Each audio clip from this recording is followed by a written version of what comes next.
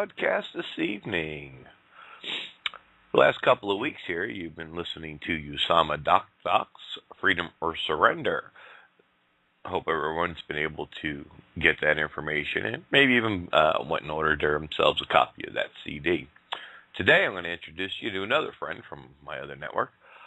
This is Andrew. His name's Andrew. Man's a genius on many levels. He speaks from the theology side. Now, this is not the quick explanation. When people hear theology right away, of course, they think of religion. The study of theology is the dogma of a religion. In other words, unchanging, things that do not change.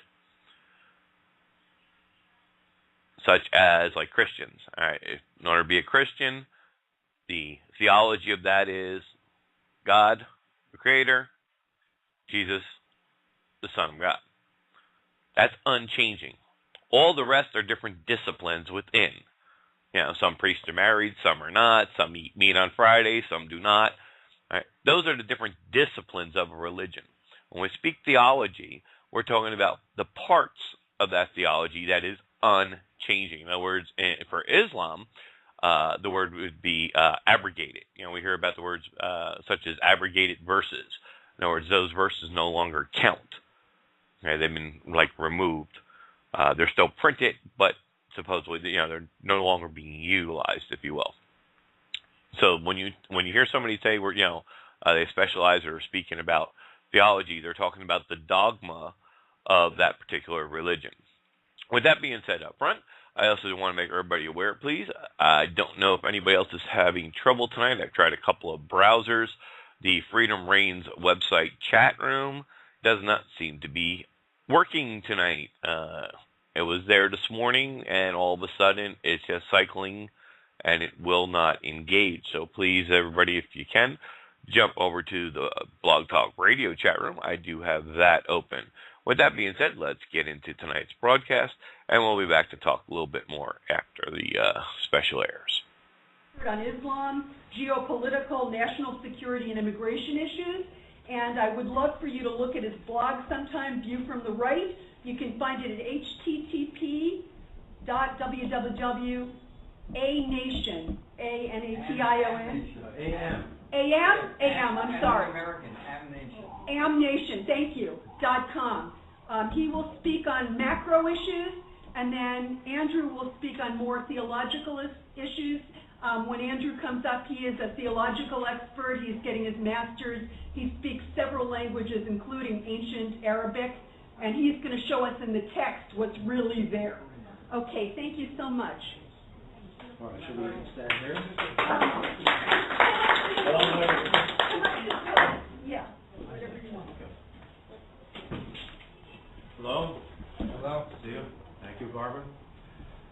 First of all, it's not correct to call me an expert on Islam. I am not. One does not need to be an expert on Islam to know enough about it, to know what a serious problem it is. I heard Wafa Sultan speak a few weeks ago in New York, and she said something about you need to know Arabic to understand the Islam problem. But I said to her, well, if that's the case, how is it that we have all these Islam critics in America who understand the problem? We don't know Arabic. So you don't need to be an expert. You do need to know the fundamental principles, the fundamental commandments and teachings, something about the history of Islam. For that, you don't need to be an expert. All of us have picked up enough of this knowledge just from reading the blogs. We all know what they are, and educating ourselves that way. Now, what I'm going to talk about tonight, 3 points I'm going to be approaching. What is the reality of Islam? Why do we deny the reality of Islam? And if we stopped denying the reality of Islam, what would we do? Now, last week, a report was issued about the jihad massacre at Fort Hood in Texas. Probably most of you know, it's been written about pretty widely, that this 86-page report on why this openly jihadist, pro-terrorist, anti-American major in the U.S. Army, not only was allowed to remain in the Army so that he could kill people, but that the report does not use the words Islam, Muslim, jihad, and as I just learned yesterday from Time magazine, I haven't read the report yet myself, it doesn't even mention his name, Nidal Hassan. So this is getting to a very, very extreme place. We are, as Barbara said, constructing, say, the ruling powers that be, the liberal powers that be in society with the Muslims, have constructed a false reality. And that false reality has gained power over us. There have been many such false realities in modern science. In fact, modernity, to a large extent, is almost a history of these false realities. Communism, Nazism, fascism, all kinds of extreme liberal beliefs, multiculturalism, and every one of these things has gained power over people's mind, has caused terrible damage, and ultimately people realize that it's false and start to reject it. So what we have to do, what everyone has to do, is assert the truth against this falsity. Now, the first problem that comes up is when conservatives see something like the cover-up of the jihad Islamic nature of the Fort Hood massacre. They say, well, political correctness is getting worse and worse, and it certainly is. The problem is, or part of the problem is, it's not only liberals that are engaged in that cover-up. Conservatives are engaged in it too. They also refrain from speaking frankly about the nature of the problem. They also don't want to use the word Islam. And what we have in America today is that in mainstream society, mainstream right, mainstream left, there are two views of Islam that are permitted. The left view is that Islam is a wonderful religion, and that if there's anything that seems bad about Islam or troublesome, such as terrorism, that's purely a response to something bad that we have done. So Islam is perfectly good. Anything bad about it is due to us. The conservative view of Islam is that Islam is a wonderful religion, except for one little part of Islam, which is a problem, which is extreme. And that's called Islamism or Islamo-fascism. And the conservatives use these terms and are very proud of the fact that they're not politically correct, because unlike the left, they don't cover up they don't refrain from using the real name for our enemy. They know that the name of our enemy is Islamism and Islamo-fascism. So, of course, the conservatives are much closer to the truth. They recognize that there is something about Islam which threatens us. But because they will not speak frankly about it themselves, they look. And when the leading conservative Islam writers and Islam critics are constantly telling conservative readers that Islam or Islamic extremism is a terrible problem, but then say that the solution to this terrible problem is that we have to reach out to moderate Muslims because they're the solution. That has such a confusing effect. That message it puts people one direction, then puts them in another. Oh yeah, I'm supposed to be all scared and all riled up about the Islam problem, but then I'm being told that no, Muslims are really the answer. So there's really nothing left for us to do except to reach out to the moderate Muslims and hope that somehow they are going to change Islam. Well, I've talked about the false beliefs that characterize the modern world, these fantasy worlds that people live in, the belief in moderate Islam, the belief that moderate Islam is the solution to radical Islam, is just as much a false reality, a false, constructed, Gnostic distortion of reality that the other realities I've mentioned. Because the problem is Islam itself. And anybody who declines to say that is confusing and muddling the waters. Now, one of the ways that Western intellectuals of both the right and the left deal with the attempt to understand Islam is or rather how they avoid dealing with Islam, is that they have a variety of theories of what causes Islamic extremism. And I call these theories non-Islam theories of Islamic extremism. There's many of them. I have a collection of about 25 so far. You can go to my website. And they just cover the gamut. Basically, every issue which for the particular intellectual is his favorite issue will be the thing that he says is the cause of Islamic extremism. So if there's somebody who, a liberal, who feels that what's wrong with America is that we're so ungenerous and oppressive towards the third world, we don't give them enough aid and enough money, well, that person will think that Islamic extremism is caused by the fact that we don't give enough aid and money to Muslims. Somebody who is very involved in the issue of assimilation will say that, well, Islamic extremism comes about because we haven't tried hard enough to assimilate the Muslims. Another view, people that are focused on sex, say that the reason for Islamic extremism is that young Muslim men are sexually frustrated.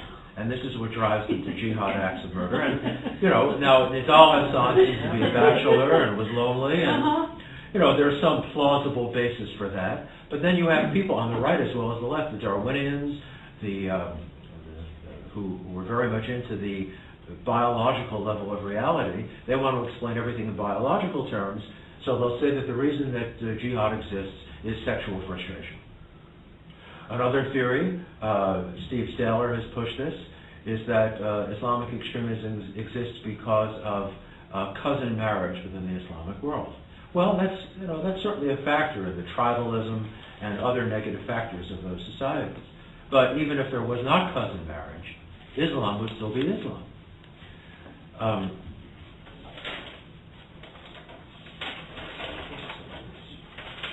Some other non-Islam theories of Islamic extremism. I'll just read them all quickly.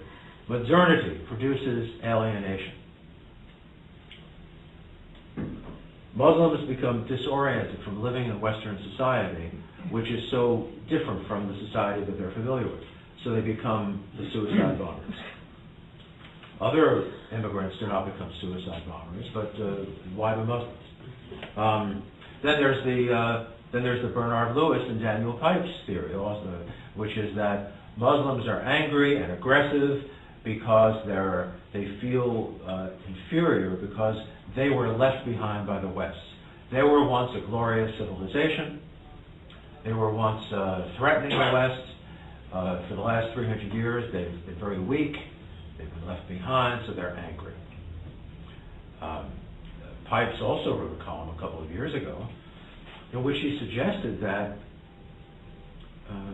since being left behind is the reason that Muslims are angry, I forget if he said this or if he just implied it, but the clear implication was that, well, we need to help the Muslims feel good about themselves again. You know, let's empower Islam. Let's return Islam to the way it was in the 15th century, or the 12th, or the 9th. I mean, this is the kind of nutty, escapist theories that people come up with when they refuse to face the simple reality that Islam is Islam. Let's see if there were any others.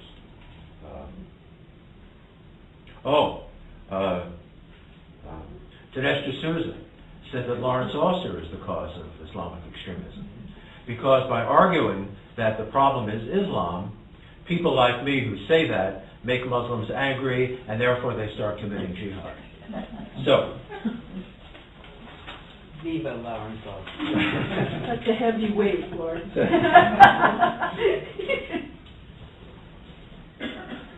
So the truth is that Islam is the source of Islamic extremism, and I'm not going to go into detail on that. I think Andrew will be discussing that in more depth. But I just want to approach one aspect of this that I think can capture the essence of what Islam is. I'm not a scholar of Islam, but I've read a fair amount of the Quran. You dive into it, you start to get a feel for it. And there is, and I've experienced this, the highest truth of Islam is the closeness to God, to Allah, not God, Allah, because Allah is not God. The closeness to Allah that the Muslim experiences when he is waging war for Allah, when he is killing and dying for Allah. This is the ultimate religious experience for the Muslim. And it's a very strange thing. Islam is a religion. Nobody can deny that it is a religion. But it is a most peculiar religion in that the heart and core of this religion is war waged against the dehumanized non-Muslim who must be subdued and crushed in order to bring about the goal, which is Islamic rule over the world. And this is why these texts have such a power. I have felt it myself at times reading these, not personally, but I could sympathetically identify with how a Muslim reacts to these words, these powerful texts. O Muslim, O follower of Allah,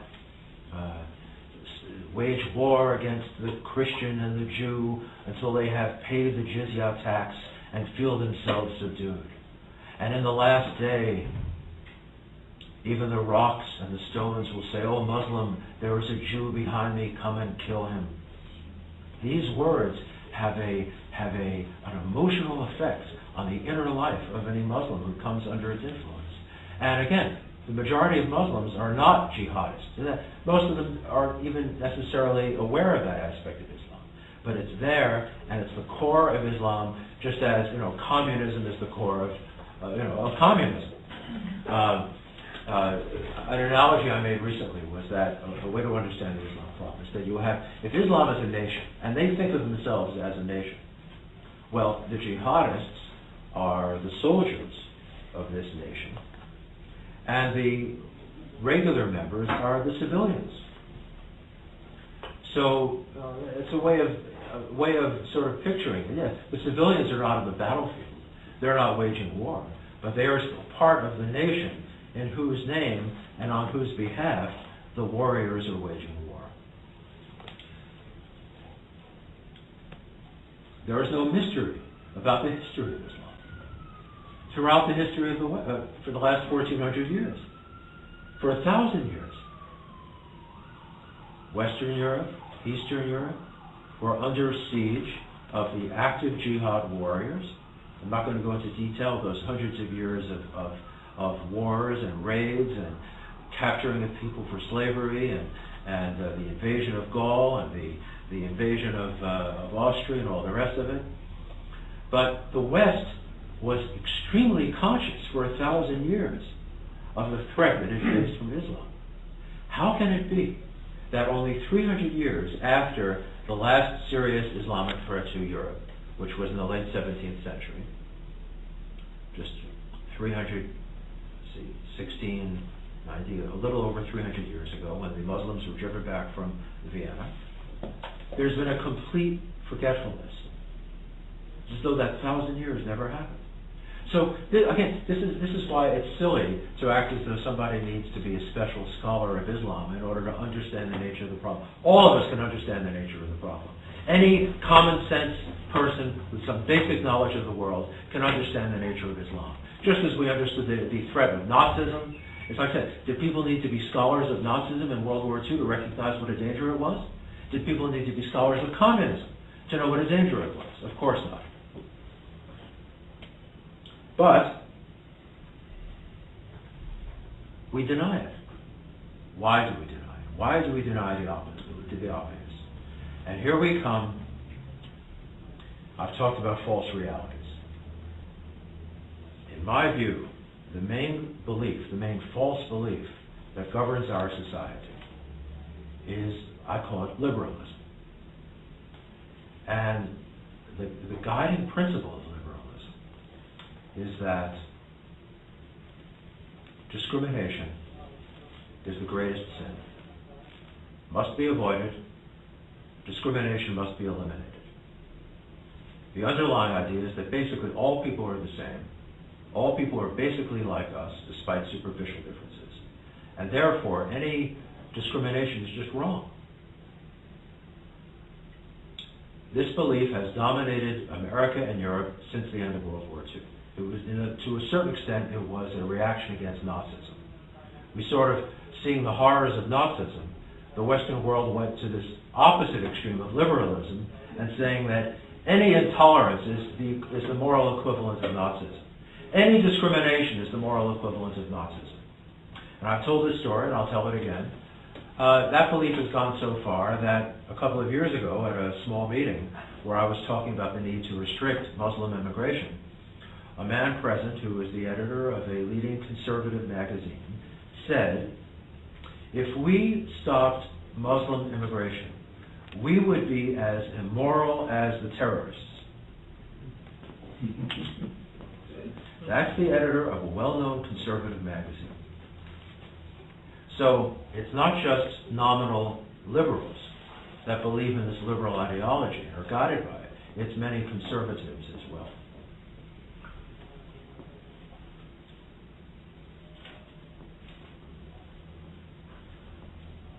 The strangeness of our current situation is suggested by the fact. Let me try this hypothetical.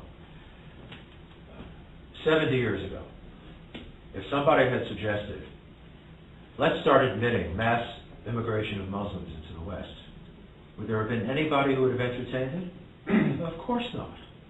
Everybody in the West would have understood that Muslims are very different from us. There's this historical war between Islam and the West. Their religion, their Sharia way of life is utterly antithetical to ours. Of course we're not going to let them in. Yet today, nobody even suggests reducing, let alone stopping, Muslim immigration into the West. Even the most outspoken Islam critics never talk about reducing or stopping Muslim immigration. That's how far we have reversed. That's how far inside the liberal mindset we have become.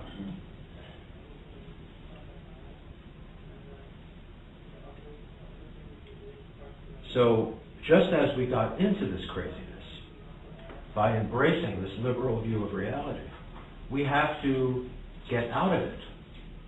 The only way to get out of it is by speaking the truth, identifying the falseness of this liberal belief, and moving to a different situation where the truth about Islam can be spoken, where we can say, you know, these people really are sort of an enemy army. They really do not belong among us.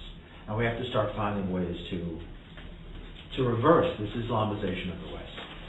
And that is why also ACT, as Barbara was describing some of the activities of ACT for America, all these are necessary and good things, and I feel I want to get involved in some of them myself. Hope so. But any activism which tries to deal with the symptoms of the problem, but accepts the existence of the problem itself, is ultimately, in my view, a losing game. If we accept the presence of Islam in the West, we're just going to be foot dragging as they gain more and more power. The only solution, in my view, and I'm stating it very frankly, and I've been saying this for many years,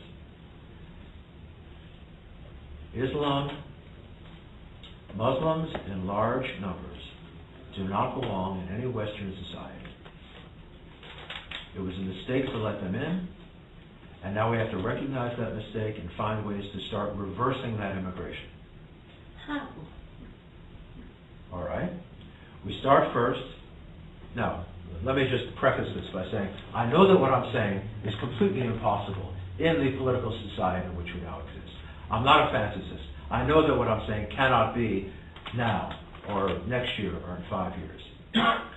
In order for the things that I am proposing to have any possibility of coming into effect, we, America, to a large extent, would already have to have had moved away from that liberal belief that everybody's really the same and that discrimination is the most terrible sin. A change in mind, a change in thought will have to have occurred. So that's the reality that we have to move toward. Once that has happened, once Americans have become a people who are willing and ready to face the truth, then, and I'm not saying that we should hold off any efforts until some future, I'm saying we should push for it now. All Muslim immigration to America and to other Western countries as well must be stopped. And let me add also, ultimately this will not be effective unless all the countries of the West, and really non-Muslim countries as well, join together. But let's just speak about America in this context.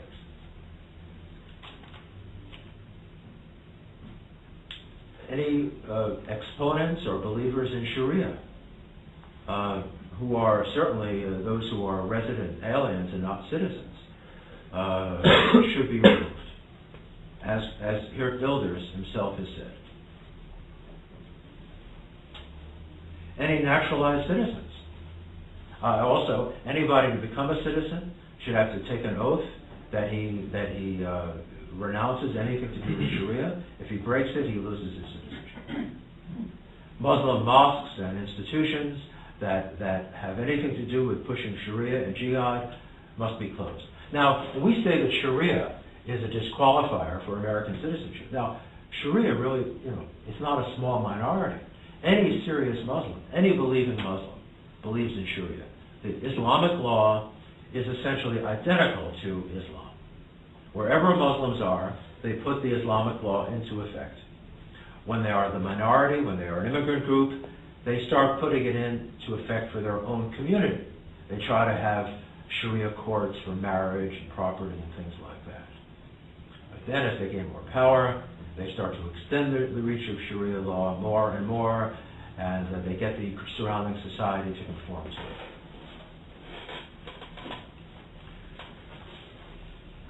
Moves like this, and also another thing is I think that we should propose that, tell the Muslim population, we will give you a certain amount of money, say $50,000, if you leave the United States and give up any claim to ever return.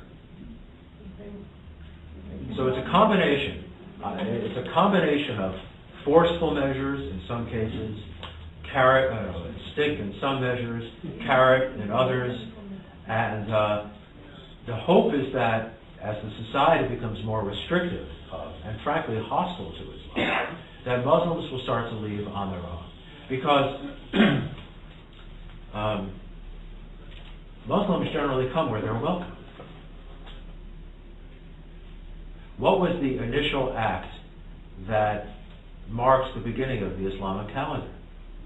It was when Muhammad and his 150 followers migrated, they were immigrants, into Medina.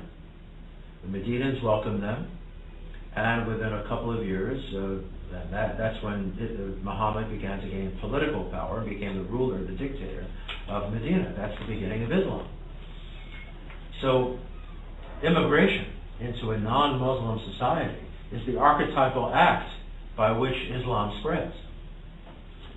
But if a society does not welcome Muslims, they tend not to go there. So the hope is that the Muslims would begin to leave voluntarily. What if they didn't? What if then further measures might be necessary? Another problem is that the left we have the U.S. Constitution. The First Amendment is a major problem. Congress shall make no law infringing the freedom of religion. Well, ultimately it may be necessary, and I have advocated this, to have a constitutional amendment which prohibits the practice of Islam in the United States. And that sounds very radical. But what is the Constitution for?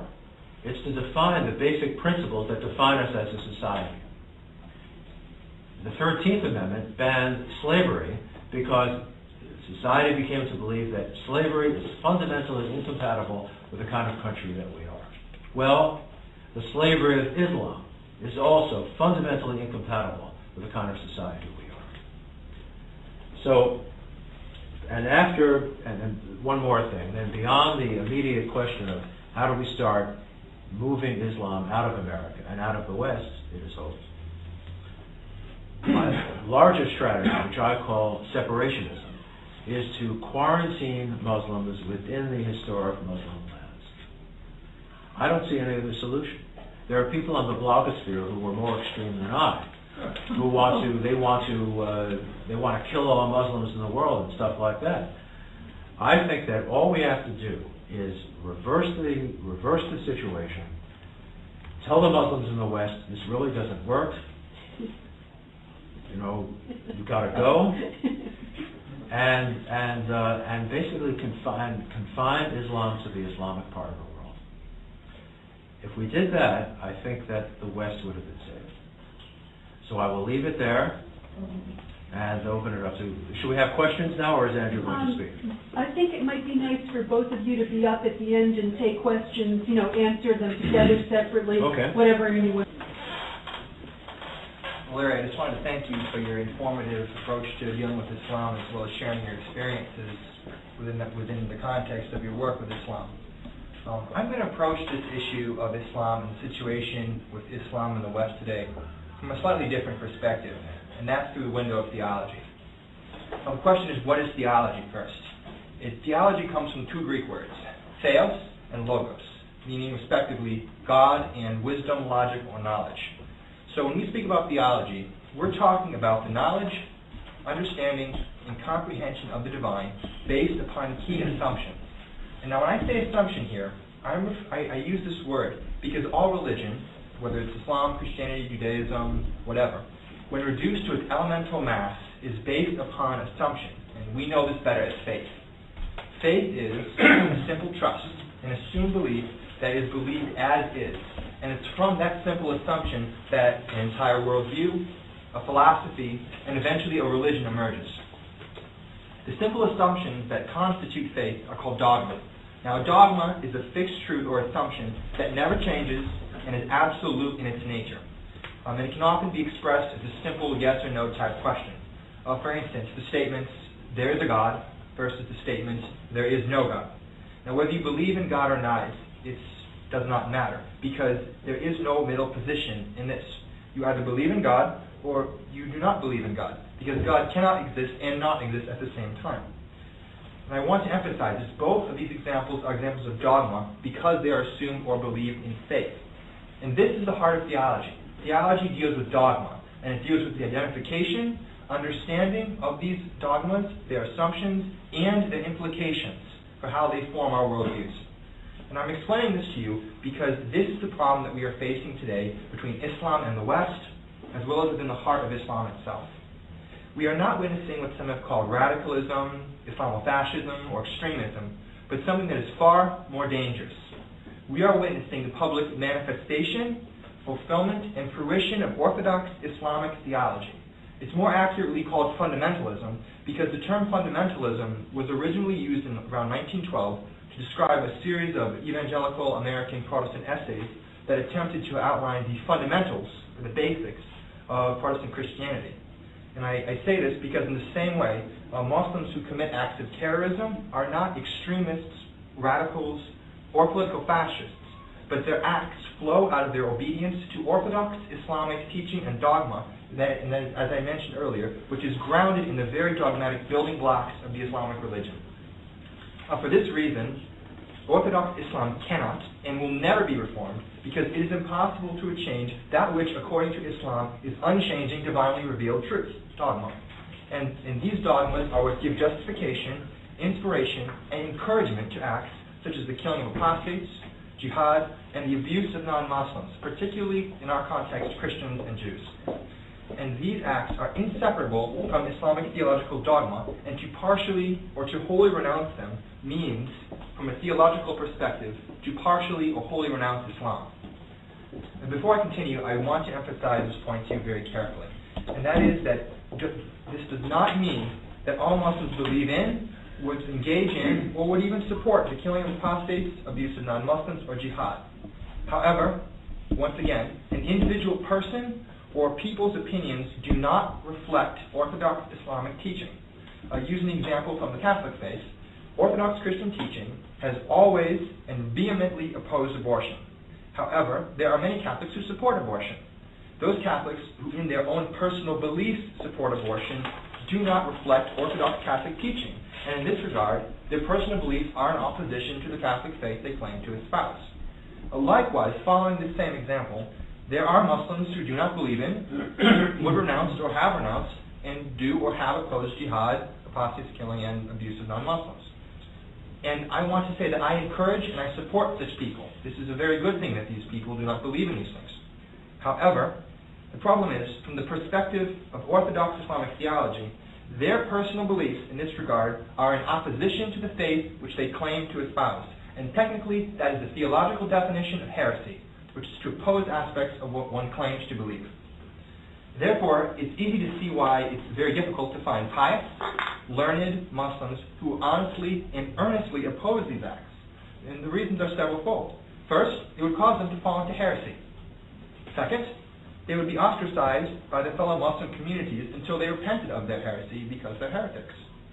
Third, they would receive condemnation from fellow imams and muftis. Muftis are people who give fatwas or decrees on Islamic law.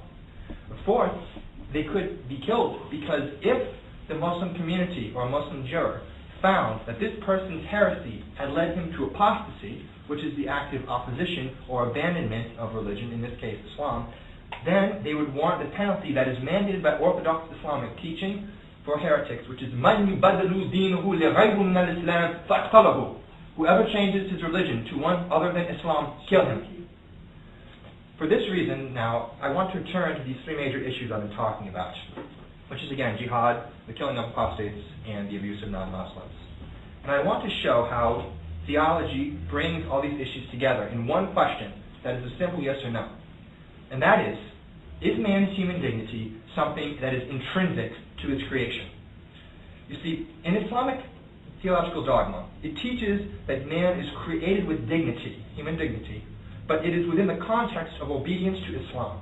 The exact position is reflected in the hadith saying, وُلِدَتْ كُلُّ أَوْلَادْ مُسْلِمًا لَكِنَّ يَفْعَلُ وَلَدَيْهِ يَهُودًا نُصَارًا وَمُشْرِكًا. Every child is born as a Muslim, but his parents make him a Jew, a Christian, or a pagan. And it's also reflected very clearly in the Quranic statement, خَلَقَنَا الْإِنسَانَ فِي أَحْسَنِ تَقْوِيمٍ فَرَدَدْنَاهُ إِلَى أَسْفَلِ السَّافِلِينَ إِلَّا الَّذِينَ آمَنُوا وَعَمَلُوا الصَّالِحَاتِ فَلَهُمْ أَجْرَاءُ غَيْرُ مَمْنُونٍ. We have created man in the best of molds. Then do we abase him to the lowest of the low, except for those who believe and do righteous deeds, for they shall have a reward unfailing. Now there are many other passages of the Quran and the Hadith that speak about what I'm about to say, but these are two primary examples of this. Where I'm going with this is, in Islam, the theological understanding is, dogmatically, if you are a human being, you are created with full human dignity by your creation and birth as a human. However, your dignity exists within the confines of obedience to Islam. You are free to leave Islam. That is a choice of your free will. However, in so doing, with that you abandon your human dignity. Thus, the rights and human dignity that endow you with your humanity are conditional upon your acceptance of and obedience to Islam. This is theologically speaking.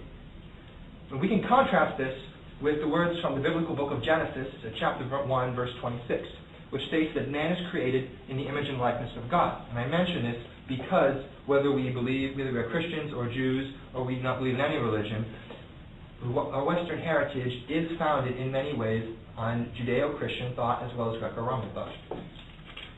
So to that extent, in Christianity and Judaism, they both teach that man's human dignity is something that is intrinsic to him. It's an inherent part of his creation that is inseparable from him and always remains with him. The differences that we can see between the Jewish Christian, yes, versus the Islamic no answer to the question, is man's human dignity something intrinsic to his creation, is profound. The Christian and Jewish position establishes that every person is inherently human by his creation and always remains as such. So all men have rights and are to be treated fairly, justly, and equally, because each man reflects God in his individual, personal, created existence.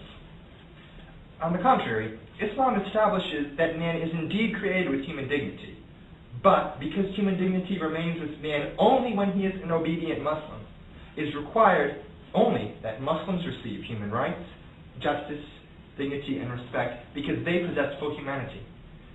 Since non-Muslims willfully and consciously reject Islam and with that their human dignity, they do not possess full humanity and can or have the potential to be treated in a subhuman manner. Now, I want to emphasize here again, it's not required by Islamic theology that non-Muslims or even Muslim apostates be treated in an undignified subhuman manner. And it is perfectly possible, in theory, that non-Muslims be treated in the same manner as a faithful Muslim. Once again, however, this is in theory. Because of the fact that Islam, as a religion, refuses to recognize the dignity of non-Muslims, it opens up for the possibility and for the permissibility for mistreatment without any kind of barrier to prohibit this. So, therefore, while Muslims are not required to do these things to non-Muslims, neither are they required to treat them with the respect and dignity due to a fellow Muslim. And that is a very important and fine distinction. I want to give an example of this. There was a problem, I think it was in the year 2008, when this exact theological issue came to an international scene. When there was a sheikh from Australia who said, regarding women who do not wear the hijab, a Muslim or not, they are, quote, uncovered meat who are asking to be raped. Now, the reason why he said this is because non-Muslims, as well as disobedient, and by that I mean heretical or apostate Muslims, have rejected Islam, and with that, as I've said, their human dignity, as taught by Islamic theology. In this case, the Sheikh was saying, in honest and faithful concordance with Orthodox Islamic theology, that if such a woman is raped, she is the one who has at fault, because by her choice to reject Islam and subsequently her own human dignity, she has abandoned the protections that a human being possesses, and therefore, if something happens, it is not happening to a person. The real danger of this example, as I've emphasized, is not rape, but it's the fact that, as illustrated through this, Islamic theology treats human dignity as though it were a license. It can be taken away if the conditions, in the case of Islam, not being Muslim, are not followed. And for this reason, it's oftentimes why people draw the parallel between Islam and fascism, Nazism, or totalitarianism. Because within these political systems, men are given the right to deem other men's lives as worthy or unworthy of existence. But there is a difference. These are political systems.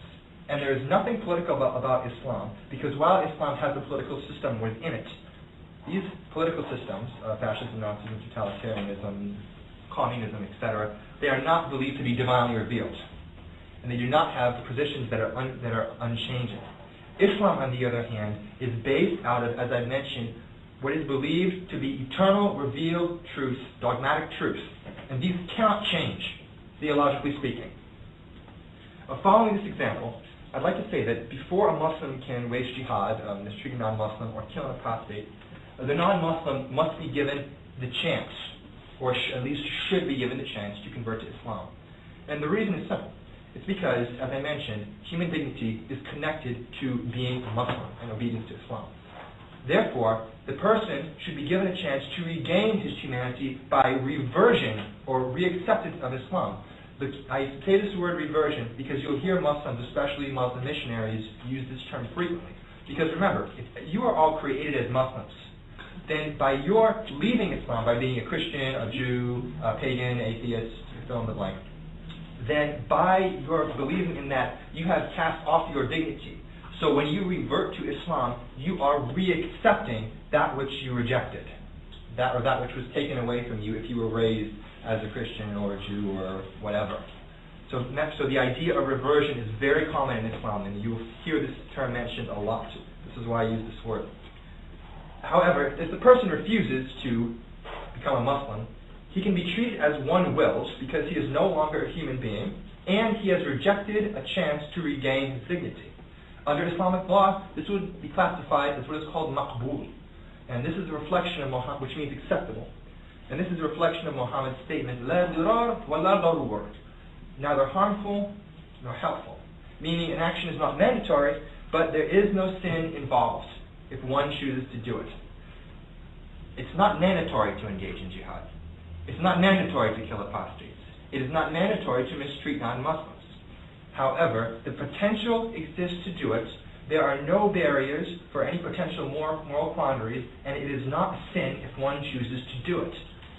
Remember, it's neither harmful nor helpful. La dirar wa la darur, because it is considered under Islamic law acceptable, maqbool. And an excellent example you can see in our own times today of this is if you ever watch a terrorist video, such as those that Mr. bin Laden puts out, or that other terrorist, such as Mr. Adam Gaddan has put out. If you ever carefully watch them, you will notice that they almost always to an extent offer for you, the viewer, to accept or revert to Islam. And the reason why they do this is severalfold. First, they're making you, the viewer, aware that according to Islam, you have done something that has put you in opposition, in theological opposition. Second, they are warning you of the consequences for people who oppose Islam and refuse to become Muslims. Obstinately refuse.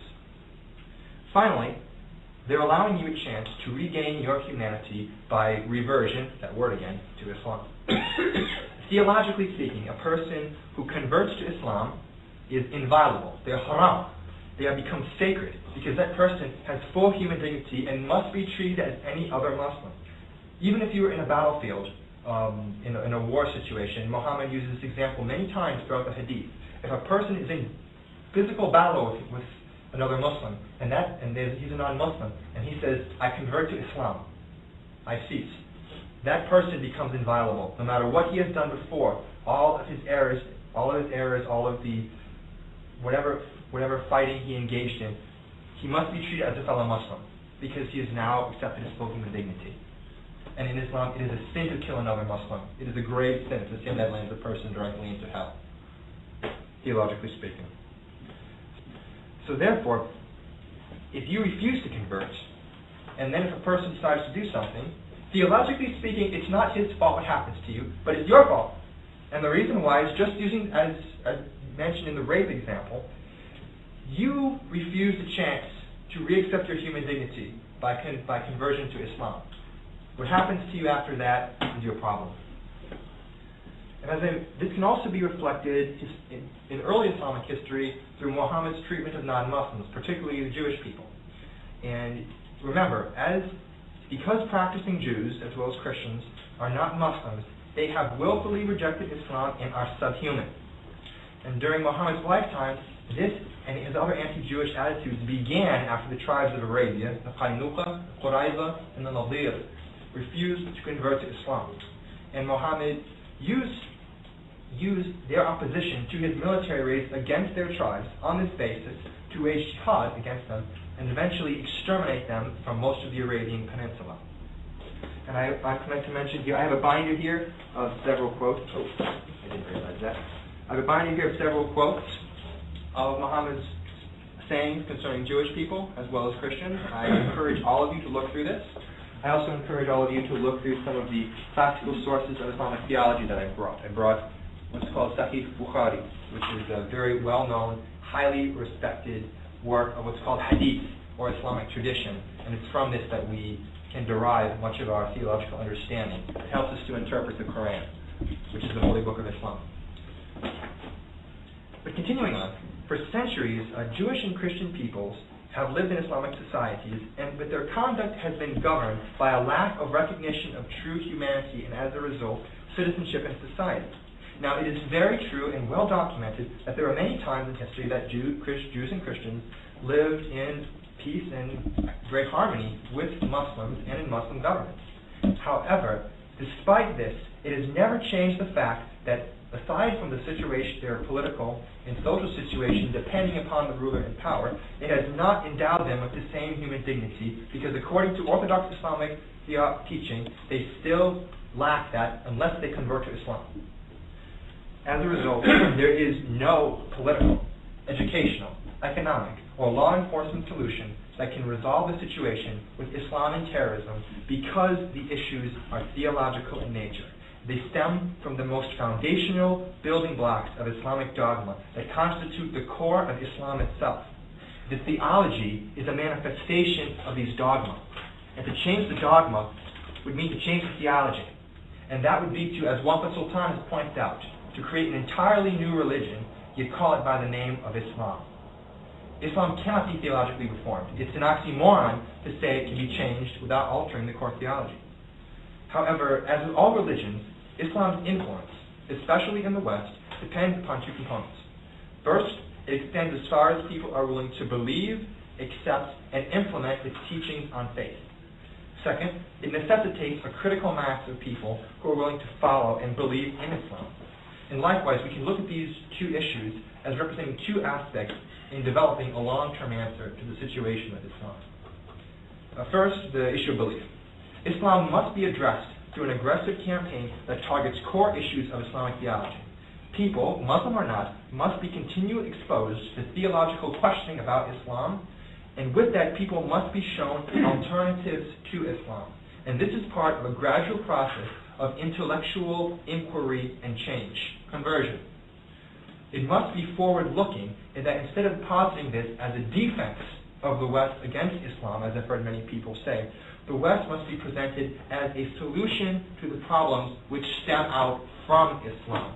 In other words, we cannot any longer adapt a defensive posture in this situation.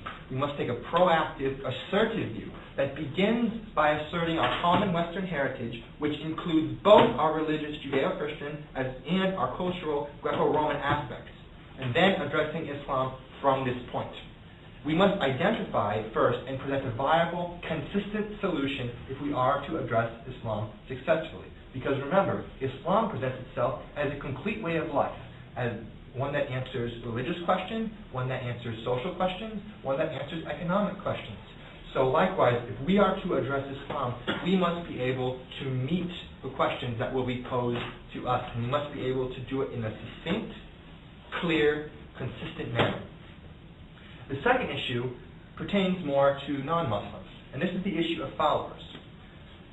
The non-Muslims in the West must be encouraged to have strong, bountiful families. I know Larry mentioned earlier the issues regarding immigration.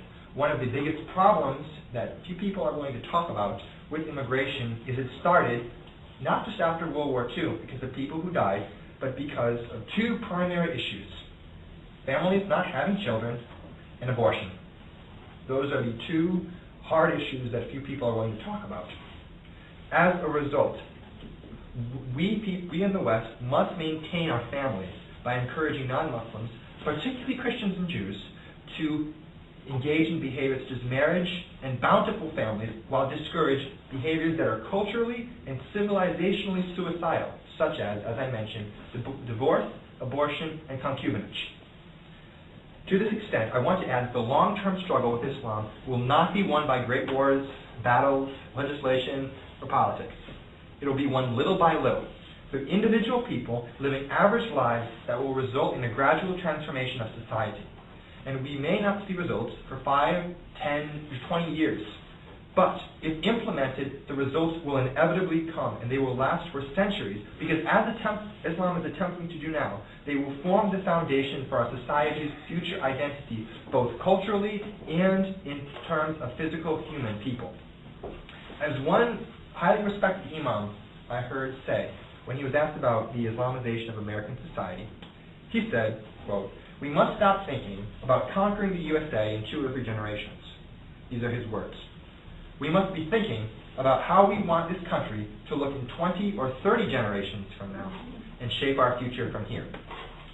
So to this extent, I'm going to say there is much hope, but we cannot place our hopes in dreams in trying to reform unreformable Islamic theology, in legislation, or in anti-terrorism efforts, although these are all very important aspects.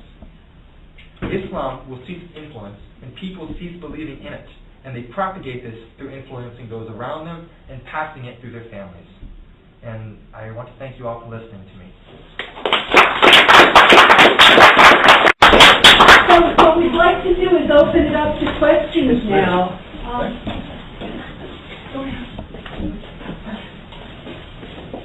I had three little items I want to throw out to you and get your reactions to. Number one. She asked that the constitutional amendment would be getting judges to oppose the institutionalization of Sharia. And my answer is that as long as Muslims are present in this society and gaining numbers and gaining power, then we are consigning ourselves to an eternal struggle, an eternal and internal struggle in this within America against the constant pressure of Islam. So I don't think that that's just a recipe for a situation in which Islam is going to become ever stronger, and we have to maintain a constant resistance against it, which also another element of this that I didn't mention in my opening speech on the question of terrorism. Just as so long as Muslims are present and growing in America, we would have to maintain a constant political war to try to keep Sharia from spreading. In the same way, as long as Muslims are present in large numbers in America and other Western countries, we have to maintain this anti-terror regime forever. We have to be taking off our shoes in airports forever. We have to be careful going through this humiliating and depressing process every time we fly in an airplane forever. We have to have Pennsylvania Avenue looking like a war zone forever. Why? Because, and nobody ever thinks this through, because there are Muslims present in our society and traveling freely in the West. So the only solution for both of those things, I think, is the removal of Muslims from the West. I'd like to comment on this. One thing as I think this might help with your question. One of the things I've tried to consistently emphasize is that the problem with Islam, it's not an issue of moderate Muslims or radical Muslims. It's a matter of orthodox theology. And the problems within Islam, these stem out of orthodox theological belief. Now you have Muslims who will not believe in their tenets of their religion, as I mentioned earlier. However, the fact is, you may claim to believe in a religion, but just because you believe it doesn't mean you're following it to its full capacity and to the teachings that it prescribes. What I'm saying is, orthodox theology teaches these things, and for many Muslims who are well-intentioned, faithful, and pious, they end up doing these things, or at least coming to a point where they support or where they will not deny support for them because they are so intrinsic to their religious belief, that to, not their personal belief, but to the belief of Islam itself, that to deny them, it would entail apostasy or at the very least heresy upon them. And heresy, the punishment for Muslims in the afterlife is torment in the lowest parts of hell. In this life, it's ostracism up to and including death and execution. Can I ask what is the how does heresy on the part of a Muslim come into effect in response to that question? Well, so how would a Muslim get into a heresy in that situation? Denying an aspect of Islam, denying the killing of apostates. For instance, you can deny that, but that's heretical in Orthodox theology. It's from a theological perspective. If I'm striving to be a faithful Muslim. Oh, I see. What you're saying is, if America prevented Muslims from practicing Sharia, and the Muslims accepted that, those Muslims would be heresy. That would be heresy. Well, fine. Muslims should not immigrate to non-Muslim societies, except, with the exception, they are attempting to bring Islam, essentially enlightenment, as he would say, into these societies. I'm sure you've heard of the concept, the House of Islam and House of War. This was coined in the 14th century by the Muslim theologian Ibn Taymiyyah.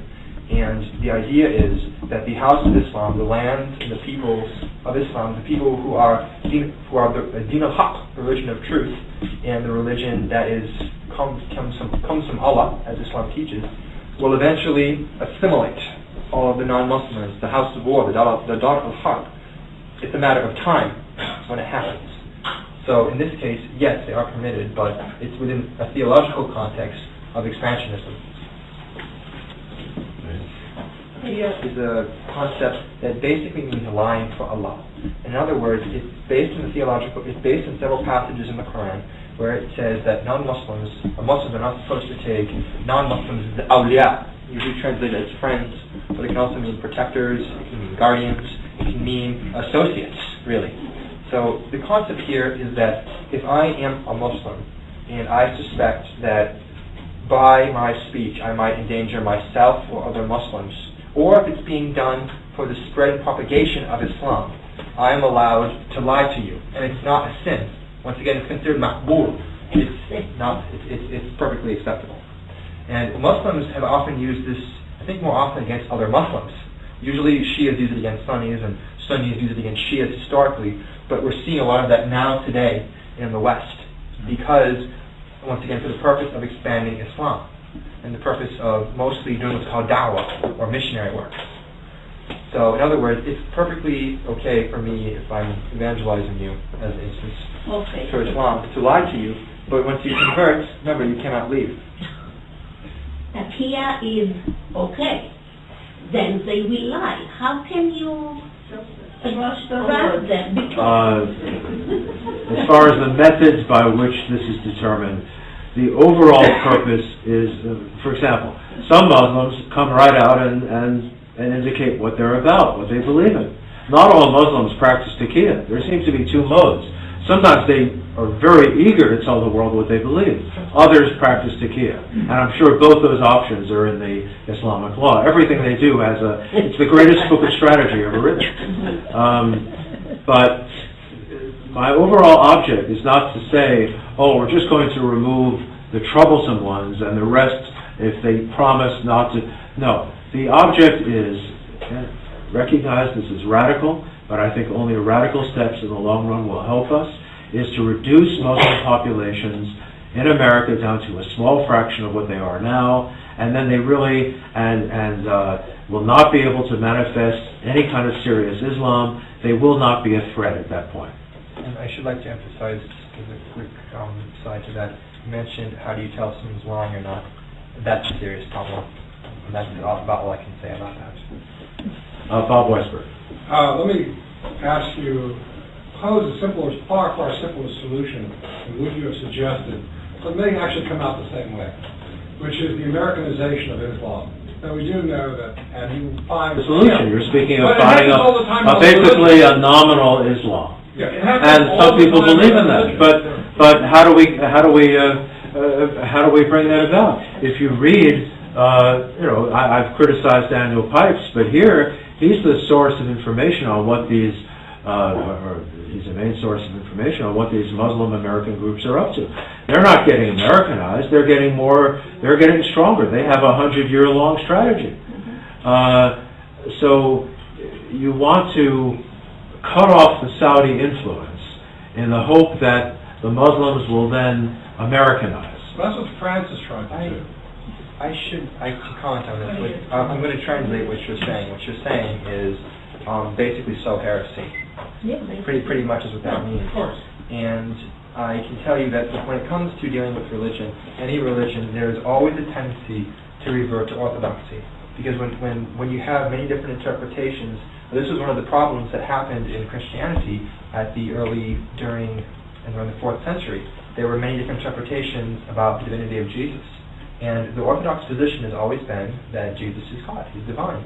So what happened? They had a council, and Orthodoxy was formally defined in formal doctrinal terms, although the dogma had always been there. And the heresy, which was called Arianism, eventually disappeared. In Islam, they've had Reformation movements like this during the Middle Ages. What happened to them? They all died out, and for the same reason, whether it's in Christianity, whether it's in Judaism, Islam, name your religion. When you have a defined orthodox dogma, and you start having heretical divisions, eventually it will work for a time. The people will come to a point and they will say, as Pontius Pilate said in the New Testament, Quia veritas, what is truth? And they will speak for truth. Yeah, but all over Europe you have religion that is on its last legs. The only people in churches are older women and tourists. And to suggest somehow that there's an inner vitalism in religion, this sort of innate orthodoxy which emerges, is irrepressible, is belied by what is now going on in Europe. I think... how does the decadence of Christianity in Europe say anything about the nature of Islam? His point is that orthodoxy will always reassert itself, okay? And my argument is, if that's true, how do you explain the sorry state of Christianity in Europe? Once again, you're talking... Exactly right. Once again, you're talking about two different religions here. But I would like to emphasize that in the case of Christianity, you've had in Europe for a very long time, and this goes back hundreds of years, a case of a lack of orthodoxy and a question of what is truth. One of the reasons people talk about the spread of Protestantism, you have literally hundreds of sects claiming to represent, and this goes into issues of Christian theology, which I don't want to get into because it's off topic. But when it comes down to what is Christianity, what is, in the case of church leadership, who is in charge? There is in many other countries outside of Europe, there is a resurgence of orthodoxy. And also within Europe, as you said, people have given up. People have chosen to stop believing. As I mentioned in the case of Islam, the problems with Islam will cease when people stop believing in Islam. And this is the case of a personal decision. I don't believe in this religion anymore. I do not believe in this philosophical system and way of life. And that comes from within. So, with regard to Americanization, until people stop believing in Islam, and that's a gradual process. We're going to have a guy with a guitar singing, Well, let's try, maybe American society would not accept religious or Orthodox Jews too. The reason for the amendment is that, the amendment has nothing to do with anything other than Islam. The need for the amendment comes from the fact that the First Amendment says that there shall not be any restriction on religion. That means that any restriction on Islam, including attempts, as the lady further back mentioned, attempts to restrict the spread of Sharia by judicial means, would probably be stopped on the basis of the First Amendment. I am saying that as long as the First Amendment is in place, we are essentially helpless to defend ourselves from Islam. That's why, either through statute or through amendment, you could have a statute which says that under the laws of the United States, Islam is not a religion for the purpose of the First Amendment. Right. Islam is a political movement, Islam is a political movement which is antithetical to our Constitution, our way of life, just as communism was, and perhaps it could be done on the basis of, but the point is, one way or another, we have to get around the First Amendment. So let's say there was such an amendment. It wouldn't affect any other religion. This amendment would only be about Islam. Well, Larry, the First Amendment would still exist. Under sedition laws, because really, it's advocating in its orthodox the overthrow of another country and the overthrow of all other religions and all other cultures. So under our sedition laws and all the laws we have to defend a sovereign state, this particular ism can't coexist with ours. So we but are they committing sedition right now? That gets problematic. Are they actively seeking to overthrow the government and Constitution of the United States right now? I'm not aware of that. Well, their long range goal is to do that by gaining power, and they're operating to a large extent legally. So, as long as the First Amendment does create our own helplessness. Sir. Does it bother you that your that your idea is? It just seems like that's never going to happen, whether it's ethical or not ethical. I personally think it's, to me, I thought I was a conservative until I met you, but I don't see why that would even help you. I mean, why wouldn't you take a logical step further, since you're putting it all out there anyway, that the whole thing is bad news, and by containing them in their own neighborhood, it's not even going to work. You'll still have hell at the airports and at the Capitol, because all you need is one loon. And if you're going to talk about dogma, the dogma of their religion is you have to turn every blade of grass over in every place that has never been seen by a Muslim. I mean, that's part of the inherent religion. That's why my solution is the simplest. The goal is to... But is that what you really mean? The goal is to remove is to remove the Muslim populations from the West. But that's not even going to help. I mean, why? Because their reason for being is to spread it out, so you'll always be battling them in a realistic kind of way. It's just not a realistic approach, it seems. Well, why not tempt them with the fruits of American culture? Look how many other religions don't stick to the dogma. I mean, if you go to Hasidism, they don't want, pantsuit-clad bike riders in their neighborhood. To me, okay, so you believe that you believe that Islam is basically not any different from any other religion, and that... No, in its dogma, I think it's got a lot of big problems, but I think most people don't follow dogma. What percent of people, Jews, what percent of Jews follow the dogma? Oh, you only need a few. Yeah, but you'll have them anyway. You're going to have them anyway. It's not a realistic solution. Well, let me ask you this. Yeah. So let's say it was 1960, and we hadn't passed the 1965 Immigration Act yet. And it's proposed that we open up immigration on an equal basis to every country in the world, which is what happened in 1965. And you're one of the legislators. You're in the U.S. Senate. Would you support a bill that opens up immigration from all the Muslim countries into America? I'd be afraid. I mean, why not just open the border now with Mexico instead? Well, no. Let's stay with one issue at a time. I don't know. I don't know. And what is the work that would really work? Test them with the American way, with logic, with assimilation. We can assimilate them all. Okay, there's the assimilation solution to Islam. If you don't mind, I'd like to comment on that. Assimilation. In the 1950s, there was a young Muslim man who came to America, and he was very fascinated with American culture and American life.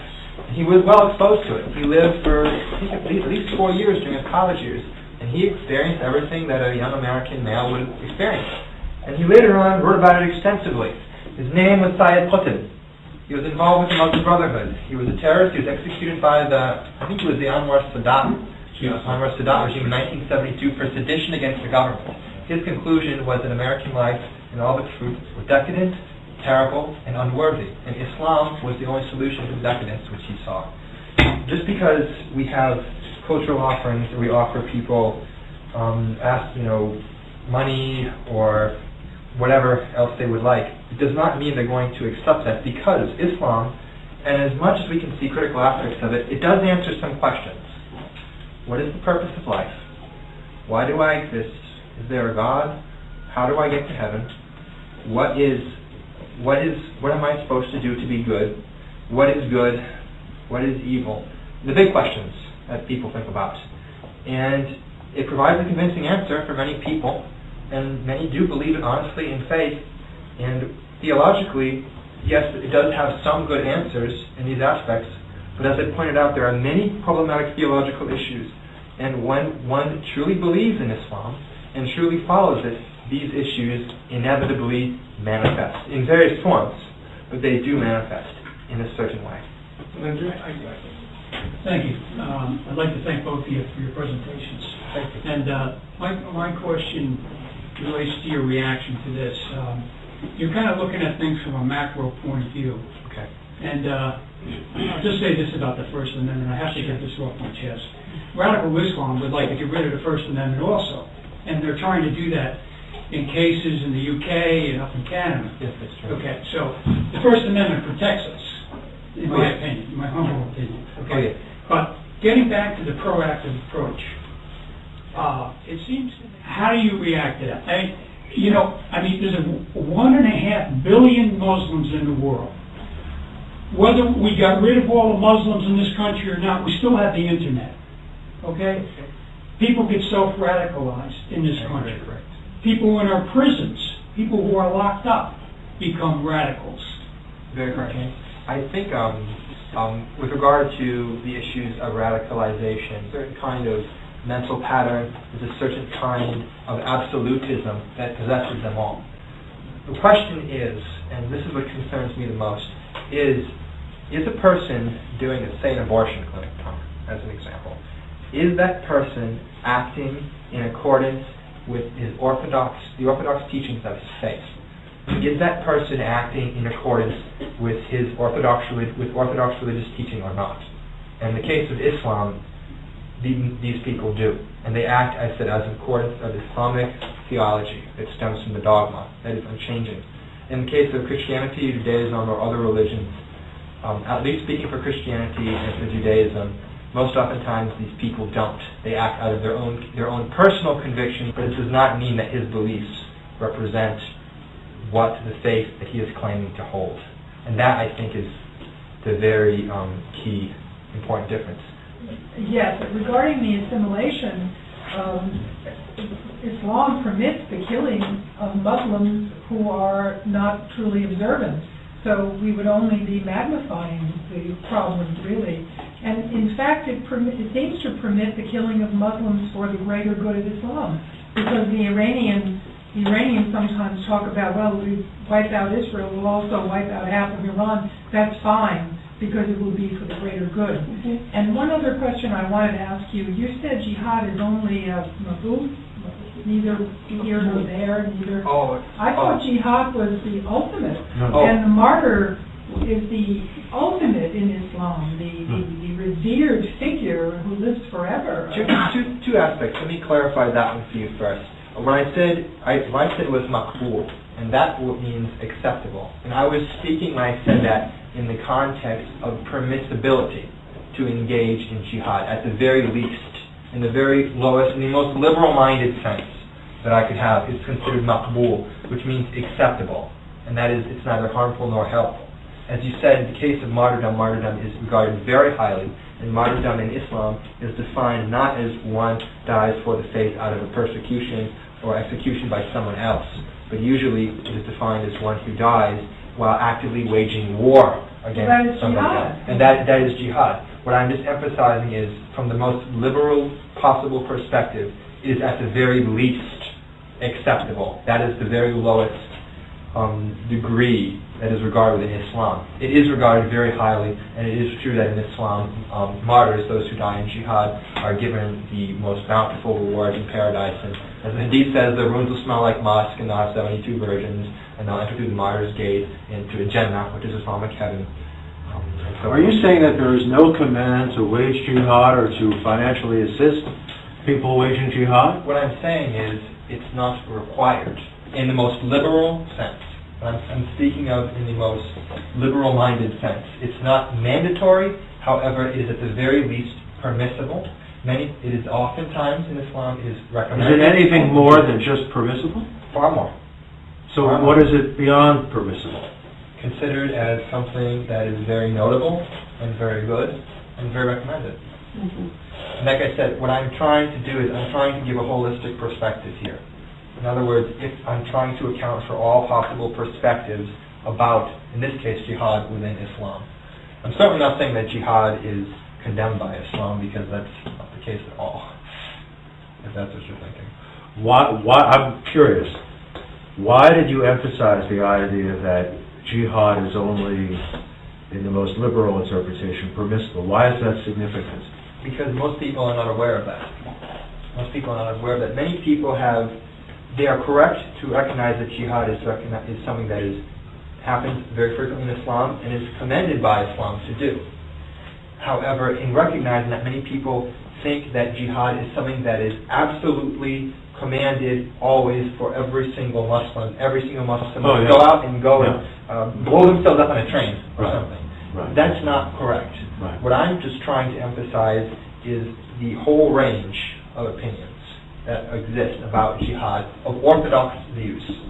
So that way, yes, in the very lowest possible sense, it is permissible.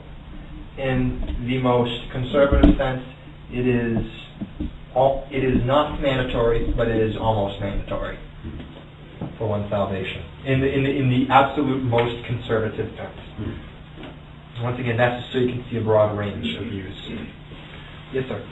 Well, I just have a few things to say. I'm new to all of this, so you're making quite an impression on me. This problem is very paradigmatic in nature. The two lines of thought. One line of thought says I'm going to be rewarded if I destroy in this life, and the other line of thought says I'm going to be rewarded in the... That's how I see it. I would emphasize that with that, you mentioned people recognizing the problems, or in this case, the problem that is found in their religion, or the issues. There's a Coptic Orthodox priest by the name of Father Zakaria Boutros. Some of you may have heard of him. Father Boutros, what he does is he speaks in Arabic, and what he does is he discusses issues like this from the Quran and the Hadith, various theological and issues of Islamic Sharia law, jurisprudential issues. And he has made thousands, I mean literally thousands of converts from Islam to Coptic Orthodox Christianity because of the fact that he talks about these issues, and people recognize that despite this is what they were brought up with, there is something fundamentally wrong, missing, or that is not right. Or when in comparison to what I see as being offered to me, why do I want to continue to persist in my current beliefs? A great example of this is actually the situation in Africa. I was listening recently to an Arabic commentary. It was on Al Jazeera with a very well-known Muslim missionary from Libya. And he was talking about a problem in Africa in which is in 100 years, 67% of all their Muslims have apostatized. 67% of all of Africa. Most of the ones that are left are mostly left in the Arab portion of North Africa. And the reason why is because of mostly Christian missionary work, primarily between Catholics and various Pentecostal sects. But the reason why this has happened is, as I'm listening to this interview, it shows that people are being offered a different alternative. They see that there is something that is found within, in this case, Christianity, that Islam does not possess, something that is dignified, something that is positive. And so as much as we tend to focus on the negative aspects of what may happen, I emphasize at the end of my talk there is much hope, because in spite of these problems, people can, if over time, gradually come to see these issues, their theological roots, and decide for themselves what they want to follow. But you've indicated that the Islamic individual views all other religions as having no dignity whatsoever. That is true. Can I jump in? Please. What Andrew, Mr. Bizot, is talking about is the possibility of converting people out of Islam to Christianity or some other religion. And now this is what I have a question for. I think the objectives have to be clearly defined before you can change anything. And there has to be a distinctive paradigm that's outlined, and the steps should be very clear in terms of how you're going to go from step A to step B to step C. And and it's very true, and a lot of that has been going on in a very organized and methodical manner. I'd like to ask Andrew, you seem to be saying that converting Muslims en masse to Christianity is the way to save the West from Islam. Are you saying that? What I'm saying is conversion, I think I said before, is this particular issue is part of a larger solution. So yes, we do have to protect ourselves. However, in addition to protecting ourselves, and once again, this is part of a holistic solution, that we must engage in dealing with Islam in intellectual change. An intellectual change which can involve religious conversion, which can involve a simple change of mindset. It can involve a change of how one perceives Islam completely. And it can involve a change of mixing, of culture, of aspects of how does Islam mix into America, and how does it eventually, basically... Do you think it's possible to bring Islam to an end by conversion? Islam to an end? Well, I will quote for you what the Sheikh said in that Al Jazeera interview. he says, and now this is in the context of Africa, this is not the context of the West I'm speaking. He said in the context of Africa, the situation is Islam could die out within 50 years. No, there is. In Sub-Saharan Africa. No, in Sub-Saharan Africa. Africans will die out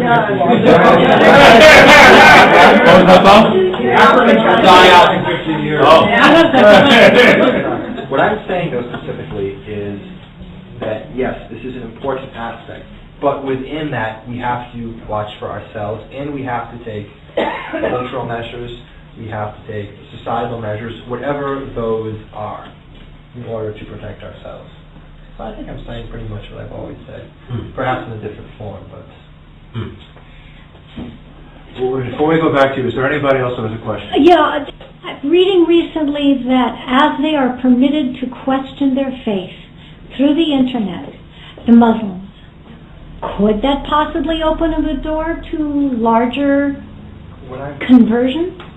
What I'm speaking about is it has opened the door in the case of the internet, and it's changed many people. And like I said, I'm speaking about from the perspective of conversion alone. With the case with Islam, I'm not trying to give any pipe dreams here. What I'm saying is the situation with our society has taken a very long time to develop, and it's going to take a very long time for, if we are hoping for a reversal or we're hoping for a change, it'll take a long time for it to happen. It'll be generational. As that sheikh I quoted said, we're not talking 2 or 3 generations, we're talking 10, 20, 30. But, once again, the idea here is setting up a situation where society can be stable and propagate itself long term. And in this case, it involves a change within the Islamic mindset, moving essentially out of Islam. How many Muslims do you think are actually radical? In the percentages, what were your being very conservative here? In the world? In the world. I have. They say 10%. Well, then that's the. 100 million. Yes. Yeah. Well, huge. So you're talking about. You could say that in Indonesia, which is the largest Muslim country in the world, there has been a reversal in the government in Indonesia from a purely Islamic government back to somewhat, I wouldn't call it secular, but a more liberalized version. So regarding Indonesia, during Israel's war with Gaza, there were camps in Indonesia where people were already training to ship off to Gaza to fight. So I don't know how liberal Indonesia is becoming. I mean, I'm not sure about that. But you're saying that about over 100 million Muslims are radical? I wouldn't want to put a number on that because I don't find a place to put a number on who is radical. How do you define radical? How many Muslims are Orthodox? Because you said that Orthodox Muslims pretty much have views which we would hold to be radical. I certainly don't have time to ask 1.3 billion Muslims if they're Orthodox. What I'm saying is, within Orthodox Islamic orthodoxy, these theological tendencies are there. And as I mentioned, whether one actively supports them or chooses to deny them, they still exist and they are prevalent and they cannot be removed from the faith. So if one chooses to follow them, it's not wrong that he chooses to do that. It's not wrong, is the point that I'm trying to emphasize here.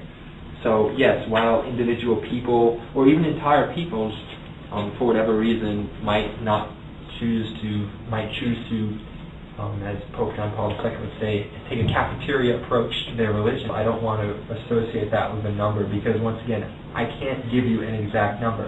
What I'm saying is Orthodox Islamic theology itself is inherently programmed through its very internal nature to have, once again, a mentality where it wants to spread and bring other people into its fold, and a mentality that denies the humanity of non-Muslims. I think what Andrew was saying, if I can add something here, is that the number does not matter.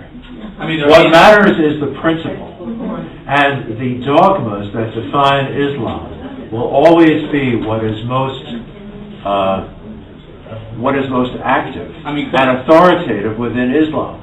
So whatever the number is at any given moment that we, by some definition, define as radical, it doesn't matter. Radicalism will always be, there will be periods of abeyance, but radicalism will always be there, and in any confrontation between radicalism and more moderate forms, the radical forms will always have the theological advantage. Thank you. I think if people got out there and the media said, guess what, guys, wake up, okay? It's not a small radical, it's actually 30%. Let's get a number going. 300 million of them want to do this. People might say, ooh, that's something significant, and it's not a peaceful religion, because that's what people believe here. It's peaceful, it's good. And you know what? They come to this country, they come to other countries. You think, you're talking about, conversion and generational changes. It's not going to happen. If they're not changing and they're hanging out in bars and going to gyms and living the American dream and going to American colleges because of their headset, if they're not changing that way, they're not taking it in and they're here, they're in Europe, it's not happening. They're getting more radical than their parents even. Okay, we got to get that information forward. Even if it's to the government, like our government, who's completely turning their eyes, I think every congressman, I think every senator needs to have sent to them exactly translations, what the Quran's calling for, what they think of Jews. I think we need to get to our government on some kind of unity that this is what the Quran means, okay, and this is what's happening. The information that they're teaching in the mosques and the madrasas, that are Saudi funded, people don't know what they're teaching in there. They don't know it. They should see what it is. Then they'll know what the dangers are. It would be very good. Because Helen Thomas, that old lady reporter, she said, why do they hate us? What do they want from us? She's actually voicing, it sounded idiotic, but when you really think about it, we have not named who this enemy is, what they think. We don't know our enemy. They know us, and they're playing us like a fiddle. We need to tell all of America who they are. And that's precisely what I'm saying. Yes. We have to identify this as Orthodox Islamic theology. Yes. That is the problem. That is what we have to focus on, because that is the core out of which all of these other issues germinate. It is from that which they come, and it is to that which they return. And if we focus on anything other than that, it will just lead us to non-valid or useless conclusions. We've had too many of those. We have to stop this political incorrectness of not describing someone or something. Right. What it is. But I would say I have a political correctness I have a problem with conservatives. It's true to say that that's political correctness, but I don't think it is sufficient. To say, well, that's political correctness. Okay, then if we get rid of political correctness, then what do? Political correctness is just the enforcement mechanism of the ideology of our society, which is liberalism, which is the belief that it is wrong to discriminate against non-white or non-Western groups and it's wrong to suggest any significant difference between groups. And if there are differences, then they must be covered up.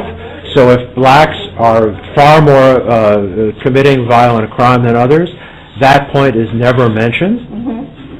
So, and why is that once again? Well, because everybody is assumed to be the same, and if you say that everybody is not the same, then that is morally wicked. Now, unless that belief is directly identified and opposed, then we're not going to be able to change it. And I feel that when conservatives complain about political correctness, even though that statement is true, I think they're not getting to the heart of the problem. And the heart of the problem is that we're not supposed to discriminate or make any differences between groups. Judeo-Christian philosophy is a life-embracing philosophy. So this is what you have. That's why they can send their kids out to be suicide bombers and martyrs, and that's the highest thing their kid could be. That couldn't happen in Jewish Christian homes because we value life. We don't want our children to die for any reason. Right. So, that's the core of it. That's their right. But not to kill us. Not in No, American society. to turn their children into suicide bombers. In American society, and the parents cannot kill them. Thank you. All righty. I want to thank Larry and Andrew for that presentation that they just did for us. There was a lot mentioned on the First Amendment. Now, with like so many other things with the Constitution, people do not understand it, especially they don't understand our history, they don't understand the Constitution, and they especially do not understand the First Amendment. And this is what we teach in our law classes that we do here on Wednesday and Thursday nights. But because it came up so often here, we only have 20 minutes left, I'm going to give you a history course. I'm going to give you an understanding, and it's all verifiable. It's something that we should have been taught growing up. We probably did get little parts of it, but never the whole picture. They never gave us the whole picture, if you will. People quote the First Amendment. They, first of all, don't quote it in its entirety. And they leave out the key word of that sentence. And going by memory, since I was too lazy to bring the link up tonight, yes, it says that the government shall not impose a single religion upon the people. Well, there's a word missing. It clearly says the federal government shall not impose a single religion. All right, that is key, because in the Founding Fathers' day, the colonies, the original 13 countries that make up the Union, did in fact impose, through their original organic constitutions, a specific religion. It was a right that is held in the 10th for the states to rule their own individual country, their own individual state, to rule as they seem fit. The federal government would not impose a single religion upon the individual colonies. However, the individual colonies did, and still do, in fact, have on the books the ability and the right to do so. And they have done this. This is how Rhode Island was founded. The original colonies separated because they were separated by religious aspects. They were all Christian-based, but they were different denominations. So New Jersey would say, okay, we're the diehard Roman Catholics. Anybody who's not diehard Roman Catholics, you got to move to New York or one of the other countries. And that's what people did. Okay? A society, a community, is made up of like-minded people. And that's how it was in the beginning. If you were not of the same custom and usage, everybody here is Roman Catholic. If you're not of that common law, custom and usage, then you cannot live here because your moral code or dogma would be different than ours. So let's say you're Presbyterian. Okay, all Presbyterians must live in Maine. Okay, all Baptist, Southern Baptist, they all got to live in Virginia.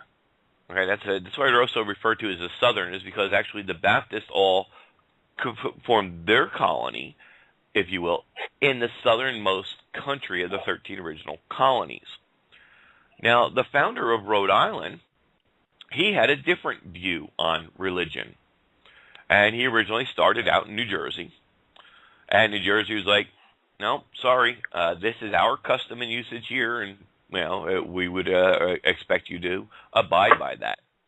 So then he went to another country, and then another, and another, and he finally ended up over in New York.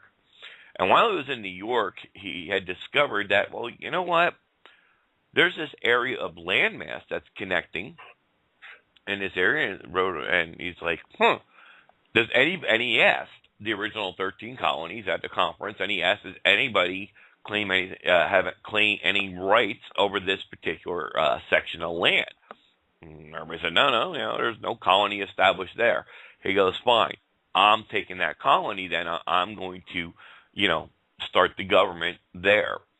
And that's what he did. He went over to this section of landmass. He went in there. There was no other political power involved, no other Congress or community or government set up, and he set up Rhode Island with a different view on religion.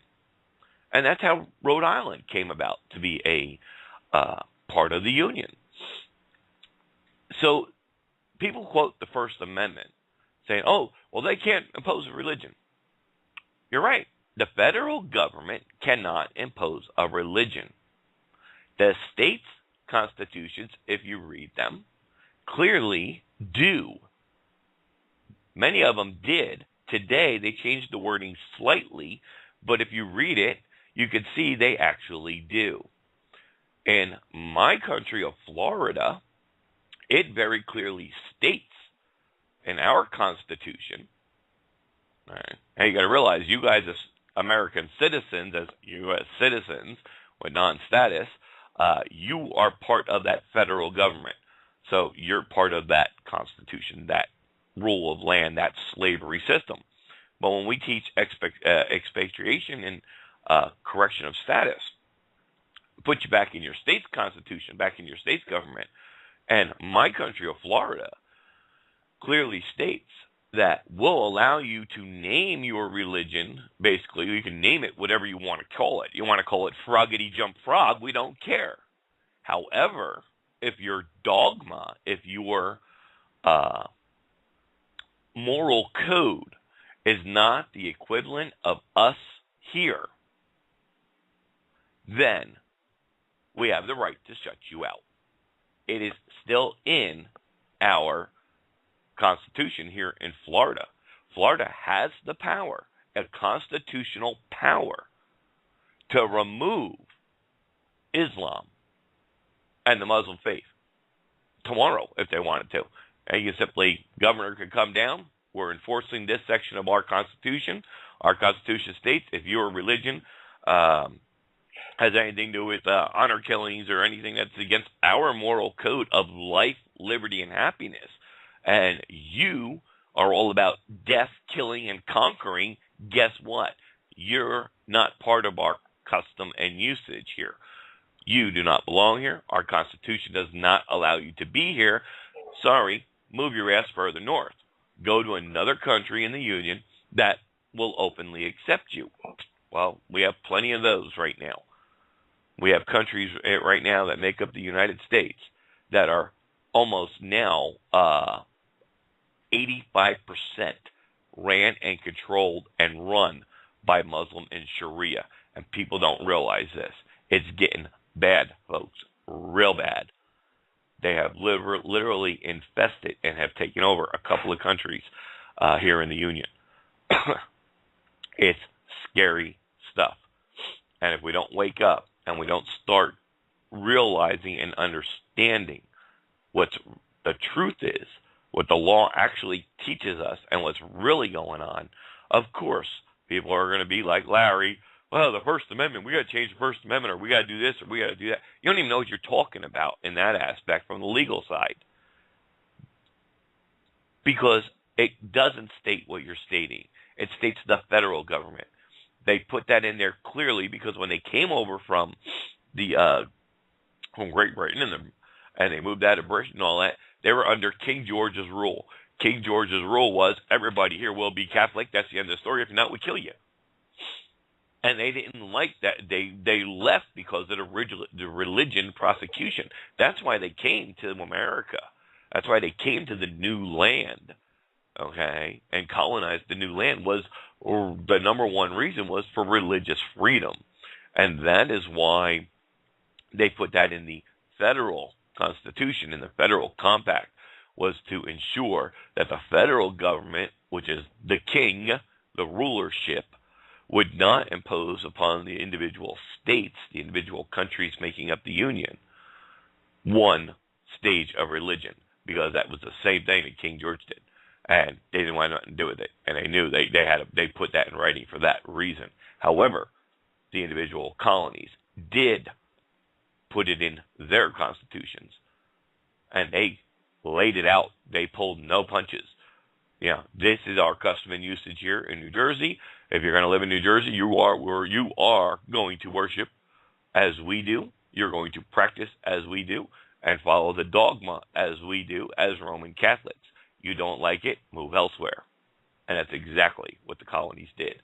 People of like-minded beliefs, like-minded moral codes, colonized together. That's what it's all about, folks. This whole melding pot of America is a failed experiment. You cannot meld together people of different cultures, different moral codes, different mindsets. It doesn't work. It incites violence, criminal activity on all levels. It just doesn't work. If the original colonies had stuck to the original plan, that everybody here is this, everybody here is this, everybody's here, all like-minded people, if it remained that way, if we enforced it that way in our own little local community, and this could be even a color issue. It can come down to what, hey, the custom usage here in my little community is white.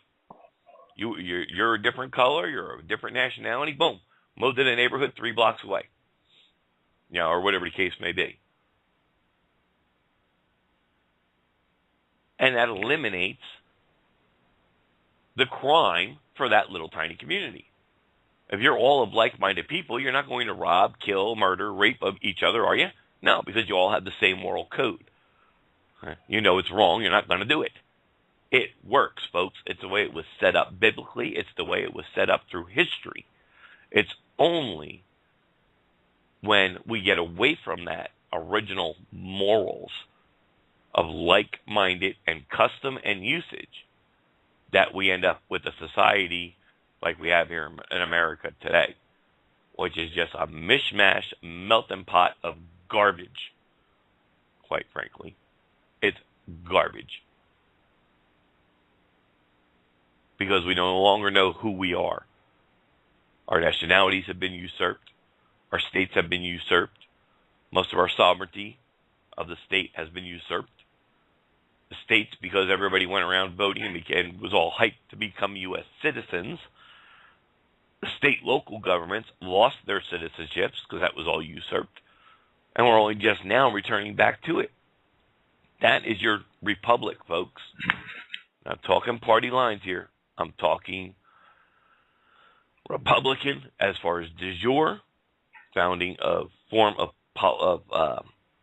political government body, or democracy, which we live in today, which we hear about day in and day out, which is going out there and killing in the name of democracy. We're pushing it all over the fucking globe.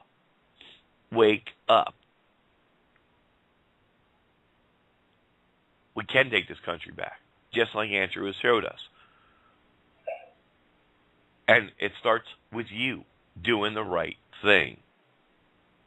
Embracing those who are doing it wrong and showing them the right way. Now, it's not always going to work. Just like he also gave that example of the one guy who was Muslim, came here, grew up here, went to college here, graduated our university here, was fully aware of all our cultures, all our music, all our history, everything. Turned around when he graduated. He went back to his Muslim country. He became the leader of one of the terrorist groups, the Brotherhood. All right, he became a higher up of the Brotherhood, and finally, we caught him and we killed him. So it doesn't always work, but at least it's a start.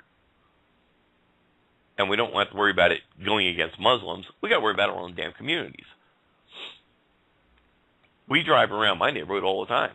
We have a very mixed culture in my neighborhood, but we're all of the same custom and usage. We're all of the same moral code. And trust me, it doesn't matter the color of your skin. But if you come in my neighborhood and you start acting like riffraff, you start keeping your property looking like crap, your kids are out, breaking into houses or doing property damage or something like that, you won't be here long. We'll burn you out, just like the KKK. But we ain't after color. We don't give a shit if you're white, black, green, or purple. Your moral code does not match our little community that I live in. And we're not a gated community, folks. And we're far from perfect. But guess what? Because we are that way, in the last 40 years of our little development here that we have, I think there's been one incident of a criminal act of a robbery, and it was done by a couple of teenagers because of another teenager, and they didn't go in and rob the house in the aspect of turning it over, this, that, and the other thing. They went in and stole some video games kind of deal, and they didn't live here. They weren't from here. They were from the neighborhood next door. So in 40 years, we've had one incident of crime in my little neighborhood, because if you bring your property looking like crap, that brings my property value down, and we won't have it. And we don't give a shit who you are. And we have police officers that live here with us. So you think you're going to call the cops on us? Guess what? You call the cops over here because we're pushing you out and forcing you to leave. They're never going to respond. We will burn you out in a heartbeat. Now, I'm not inciting violence, but you need to confront these losers, these dirtbags of society, if they're bringing down your little community. And it's not a color thing, folks. We have every color in the world you can think of here, and we're all great friends. Our doors are left unlocked. Our keys are in the ignition. Our kids are all watched out after. Anything happens, somebody needs to go to the bathroom or run the other side of the neighborhood, you don't think nothing of it. You walk up the door, you knock on the door. Can I use your bathroom? Boom, come on in, use the potty, say thank you, and off you go, back out and playing. Because we're that type of community. Because we're tight. And that's what we're missing here. But people need to start understanding before they start quoting shit like the First Amendment. I say because that's what they're saying. Because they don't know their ass from the hole in the ground. They don't know law. And they just talk like a bunch of idiots once you start learning the truth. Anyway, we got under 4 minutes here, Jose. He's been sitting with us the whole show. Thank you for joining me, brother. Appreciate it. It's a pleasure, Doc. Yeah, that thing about keeping the yard, just as an example, I was probably a bit of an ass last year. I didn't mow the yard but maybe 4 times between April and September. So it got pretty wild, But I wanted to see what the land would look like here if I didn't. I wanted to see how fertile it could be or it could get. That's good land. Now I have different plans for this coming year. Yeah, I'll be mowing the lawn a lot more often, but there's going to be planting going on this year. It's not a matter of mowing the lawn. In that aspect. Believe they don't take their trash out. They're hoarders. You ever see hoarding on TV. That kind of event. You don't clean, maintain your household, your front yard. That is an impression on all of us. And plus, you probably live in have much larger land. You have some farming land there, especially in ranchers. You have a lot greater land mass to deal with. It's not a matter of just mowing the lawn. It's having personal respect. I don't care what you do with your property, but don't have a bunch of garbage and trash there that's going to end up bringing, every type of wildlife you can think of, and start infesting my house with bugs and critters, whatever the case may be. Yeah, no, my experiment. One is my experiment last year was pumpkins. I had a pumpkin patch in the front yard. Awesome. Yeah, no, well, you can't mow around a pumpkin patch because it's just too tight. And these leaves are huge, and so I mowed very little up front. I didn't mow at all in the back. I tried to keep it neat. We've got flowers, I'm not big on flowers, but the wife likes flowers. I had pumpkins. We had a nice pumpkin patch. It was great, I'm going to do that again. I'm going to do more pumpkins this year. And I just, a little bit here in one spot. I'm going to see if I can get the whole front lawn turned into one big, huge pumpkin patch. Not because I don't want to mow. It's because, well, I like pumpkin pie. Honestly. That's the only reason. There you go, brother. We're down to the last 30 seconds here. Good night, all. Good for everybody for joining us. We probably don't know if we're going to have anything coming up for next Friday for a special, but please come back and join us each Wednesday and Thursday nights when me and Jose will be back with the law and the truth, community and the Constitution. Until next time, folks, God bless and good night.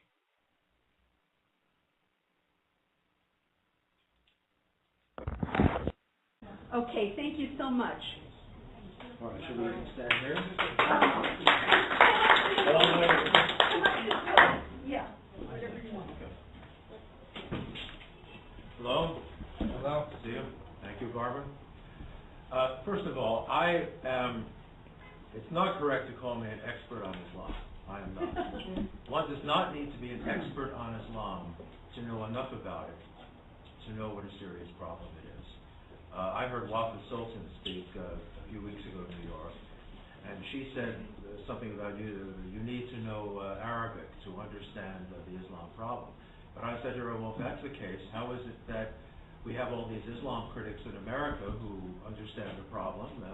We don't know Arabic. So you don't need to be an expert. You do need to know the fundamental principles, the fundamental commandments and teachings, something about the history of Islam. For that, you don't need to be an expert. All of us have picked up enough of this knowledge just from reading the blogs. We all know what they are, and educating ourselves that way. Now, what I'm going to talk about tonight, 3 points I'm going to be approaching. What is the reality of Islam? Why do we deny the reality of Islam? And if we stopped denying the reality of Islam, what would we do? Now, last week, a report was issued about the jihad massacre at Fort Hood in Texas.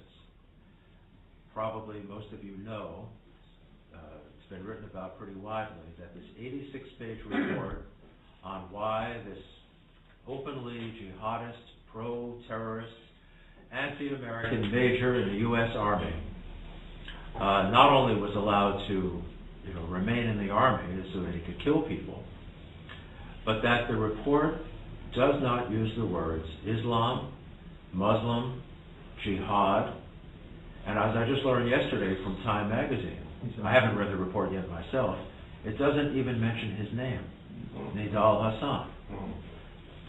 So this is getting to a very, very extreme place.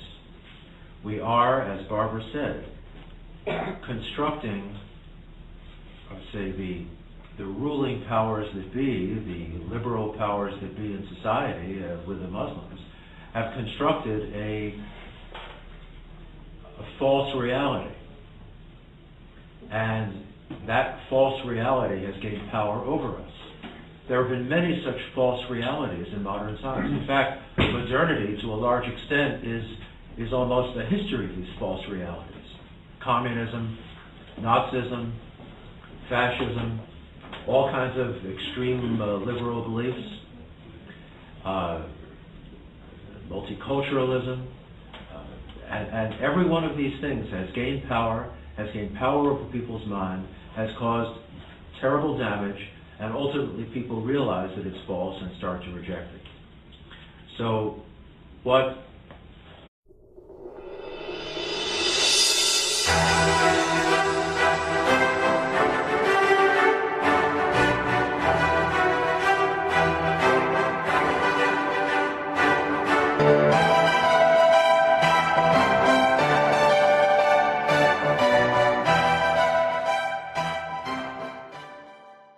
Welcome all to our special broadcast this evening. The last couple of weeks here, you've been listening to Usama Doc's Freedom or Surrender. I hope everyone's been able to get that information and maybe even went and ordered themselves a copy of that CD. Today I'm going to introduce you to another friend from my other network. This is Andrew. His name's Andrew. Man's a genius on many levels. He speaks from the theology side. Now, this is not the quick explanation. When people hear theology right away, of course, they think of religion. The study of theology is the dogma of a religion. In other words, unchanging, things that do not change. Such as, like Christians. All right, in order to be a Christian, the theology of that is God, the Creator, Jesus, the Son of God. That's unchanging. All the rest are different disciplines within.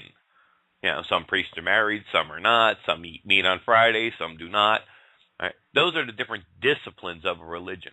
When we speak theology, we're talking about the parts of that theology that is unchanging. In other words, for Islam, the word would be abrogated. You know, we hear about the words such as abrogated verses. In other words, those verses no longer count. Okay, they've been removed. They're still printed, but supposedly, they're no longer being utilized, if you will. So when you hear somebody say they specialize or are speaking about theology, they're talking about the dogma of that particular religion. With that being said up front, I also want to make everybody aware, please. I don't know if anybody else is having trouble tonight. I've tried a couple of browsers. The Freedom Reigns website chat room does not seem to be working tonight. It was there this morning, and all of a sudden, it's just cycling, and it will not engage. So please, everybody, if you can, jump over to the Blog Talk Radio chat room. I do have that open. With that being said, let's get into tonight's broadcast, and we'll be back to talk a little bit more after the special airs. On Islam, geopolitical, national security, and immigration issues. And I would love for you to look at his blog sometime, View from the Right. You can find it at http://anation, A-N-A-T-I-O-N. I'm sorry. Amnation, thank you, .com. He will speak on macro issues, and then Andrew will speak on more theological issues. When Andrew comes up, he is a theological expert. He's getting his master's. He speaks several languages, including ancient Arabic, and he's going to show us in the text what's really there. They were once threatening the West. For the last 300 years, they've been very weak. They've been left behind, so they're angry. Pipes also wrote a column a couple of years ago in which he suggested that since being left behind is the reason that Muslims are angry, I forget if he said this or if he just implied it, but the clear implication was that, well, we need to help the Muslims feel good about themselves again. Let's empower Islam. Let's return Islam to the way it was in the 15th century, or the 12th, or the 9th. I mean, this is the kind of nutty, escapist theories that people come up with when they refuse to face the simple reality that Islam is Islam. Let's see if there were any others.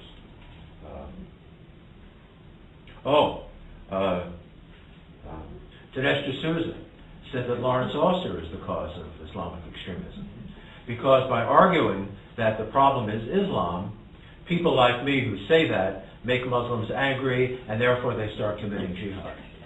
So, Viva Lorenzo. That's a heavy weight, Lord.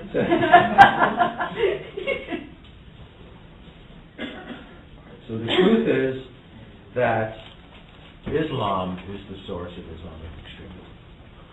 And I'm not going to go into detail on that. I think Andrew will be discussing that in more depth. But I just want to approach one aspect of this that I think can capture the essence of what Islam is. I'm not a scholar of Islam, but I've read a fair amount of the Quran. You dive into it, you start to get a feel for it. And there is, and I've experienced this,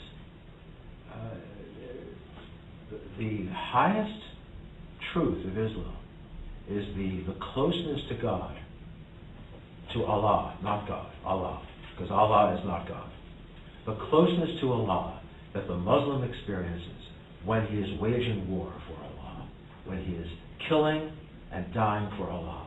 This is the ultimate religious experience for the Muslim. And it's a very strange thing. Islam is a religion. Nobody can deny that it is a religion. But it is a most peculiar religion in that the heart and core of this religion is war waged against the dehumanized non-Muslim who must be subdued and crushed in order to bring about the goal, which is Islamic rule over the world. And this is why these texts have such a power.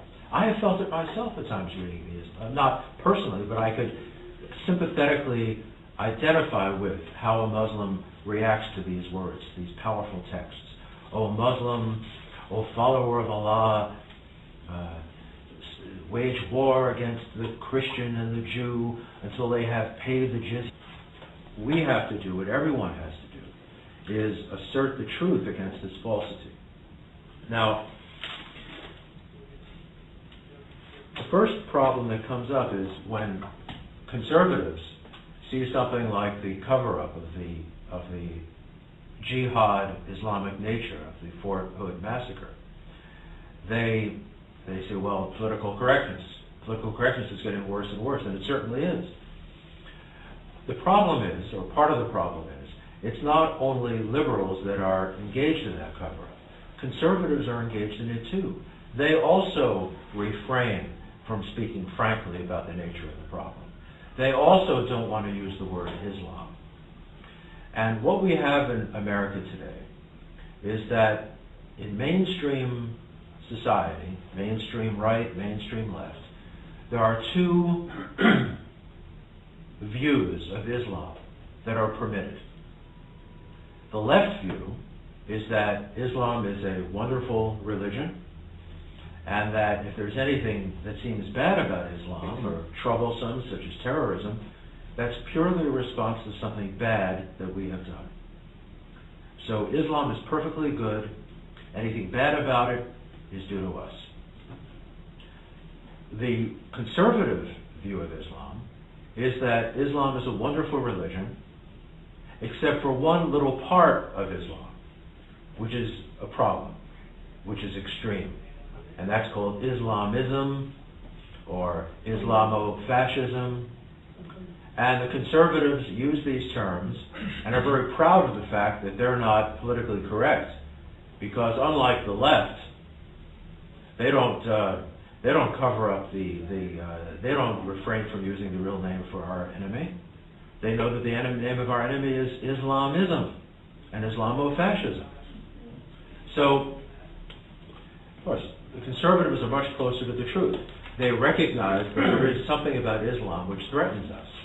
But because they will not speak frankly about it themselves, they look.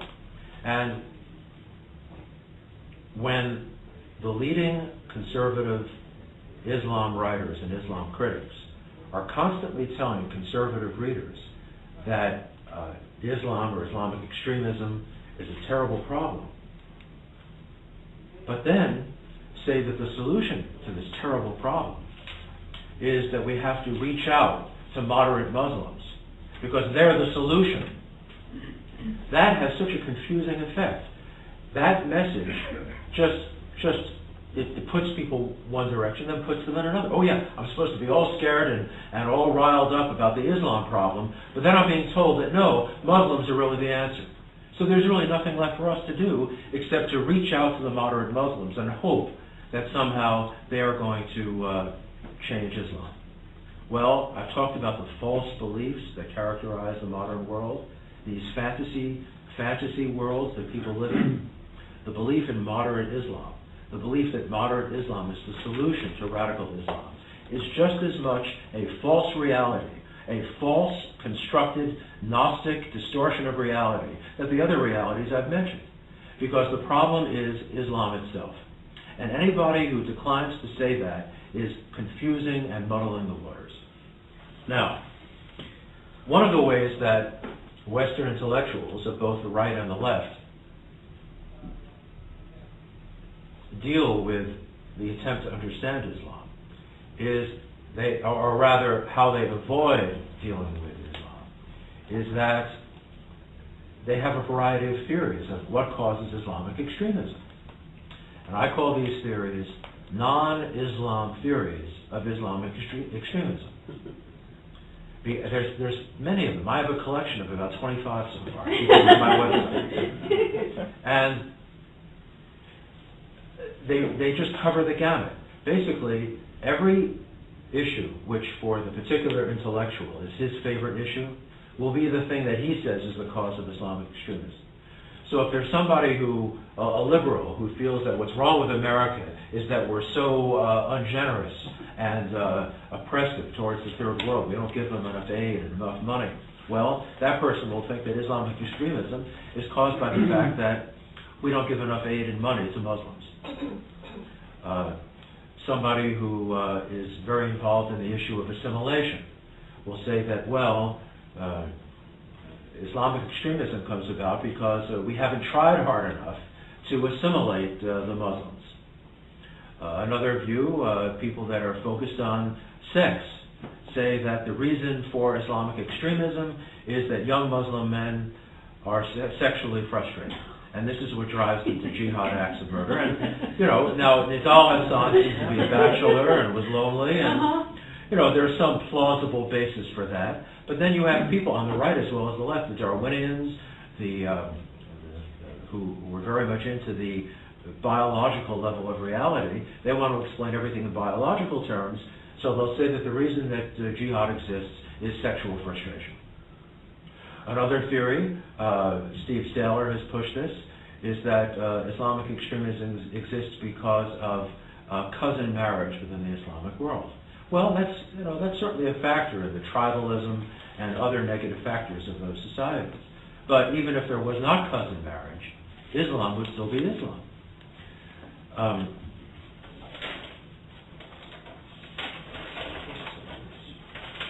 Some other non-Islam theories of Islamic extremism. I'll just read them all quickly. Modernity produces alienation. Muslims become disoriented from living in Western society, which is so different from the society that they're familiar with. So they become the suicide bombers. Other immigrants do not become suicide bombers, but why the Muslims?